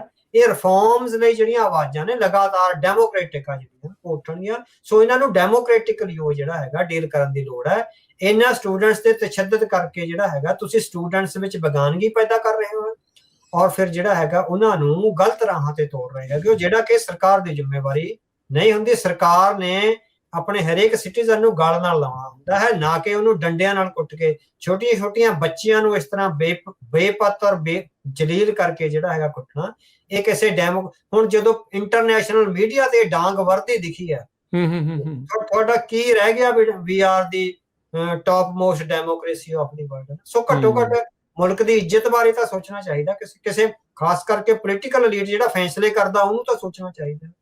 ਪਰ ਸਾਰਾ ਕੁਝ ਉਹ ਹੈਗਾ ਵੀ ਤਾਨਾਸ਼ਾਹ ਜਿਹੜਾ ਆਪਣੀ ਕੁਰਸੀ ਤੱਕ ਸੀਮਿਤ ਰਹਿੰਦਾ, ਉਹਨੂੰ ਮੁਲਕ ਦੀ ਸਿਸਟਮ ਦੀ ਜਾਂ ਜਿਹੜੀ ਬਾਕੀ ਪ੍ਰਬੰਧ ਦੀ ਕੋਈ ਬਹੁਤੀ ਫਿਕਰ ਨਹੀਂ ਹੁੰਦੀ। ਜੀ, ਆਪਾਂ ਦੇਖਿਆ ਹੀ ਆ ਵੀ ਇਹ ਜਿਹੜੀ ਸਰਕਾਰ ਆ ਇਹ ਅਕਸਰ ਇਸੇ ਜੈਨ ਜ਼ੀ ਦੇ ਜਿਹੜੇ ਇਨਫਲੂਐਂਸਰ ਜਾਂ ਇਹਨਾਂ ਦੇ ਜਿਹੜੇ ਸੋ ਕਾਲਡ ਹੀਰੋਜ਼ ਆ, ਚਾਹੇ ਉਹ ਬਾਲੀਵੁੱਡ ਦੇ ਆ, ਚਾਹੇ ਉਹ ਸਪੋਰਟਸ ਦੇ ਆ, ਉਹਨਾਂ ਨੂੰ ਹਮੇਸ਼ਾ ਇਹਨਾਂ ਦਾ ਜਿਹੜਾ ਮਨ, ਇਹਨਾਂ ਦਾ ਜਿਹੜਾ ਦਿਮਾਗ ਦੇ ਵਿਚਾਰ ਆ ਉਹ ਬਦਲਣ ਦੇ ਲਈ ਵਰਤਦੀ ਰਹੀ ਆ।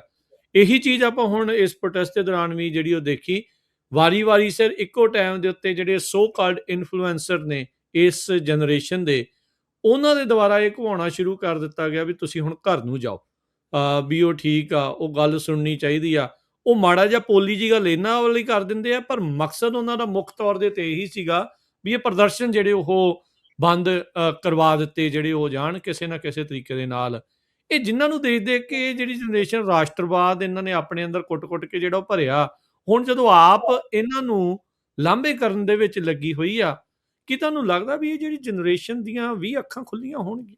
ਹਾਂਜੀ, ਹਾਂਜੀ। ਸੋ ਜਨਰੇਸ਼ਨ ਨੂੰ ਕਾਫੀ ਕੁਛ ਆ ਜਿਹੜਾ ਸਮਝਣ ਨੂੰ ਮਿਲਿਆ। ਬਹੁਤ ਲੰਮੇ ਸਮੇਂ ਬਾਅਦ ਆ ਜਿਹੜਾ ਇਸ ਜਨਰੇਸ਼ਨ ਨੂੰ ਸਮਝ ਆਉਣ ਲੱਗੀ ਹੈਗੀ ਆ ਵੀ ਸਾਡੇ ਆਲੇ-ਦੁਆਲੇ ਕੀ ਵਾਪਰ ਰਿਹਾ ਹੈ।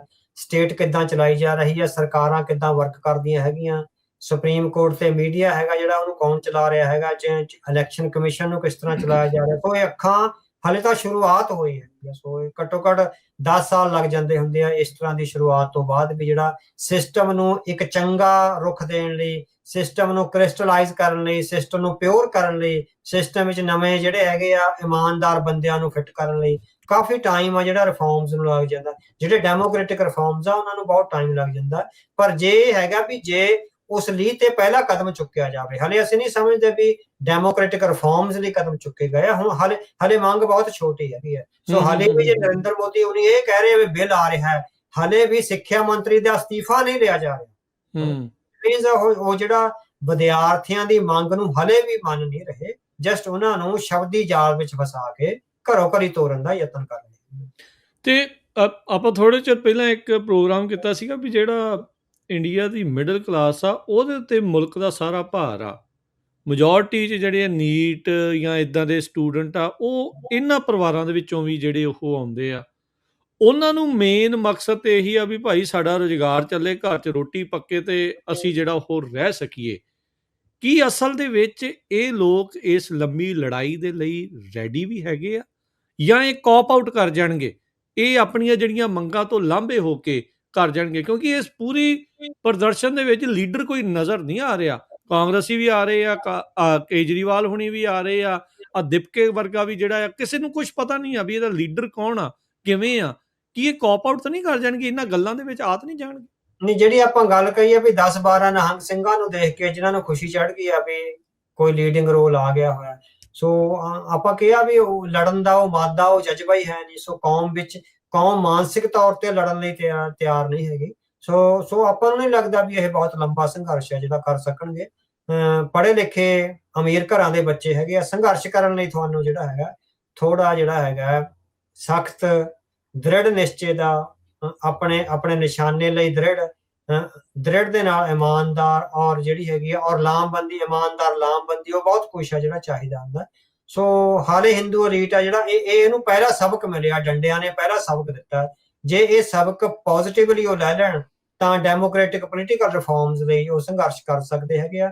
ਵਰਨਾ ਥੋੜੀ ਕੁ ਦੇਰ ਬਾਅਦ ਚੁੱਪਚਾਪ ਹੋ ਕੇ ਉਹ ਬੈਠ ਜਾਣਗੇ। ਉਹ ਸਿਸਟਮ ਨੂੰ ਵੀ ਹਲੇ ਪਤਾ ਹੈ, ਪਰ ਸਿਸਟਮ ਇਸ ਗੱਲੋਂ ਜਿਹੜਾ ਹੈਗਾ ਭੁਲੇਖੇ ਵਿੱਚ ਹੈ।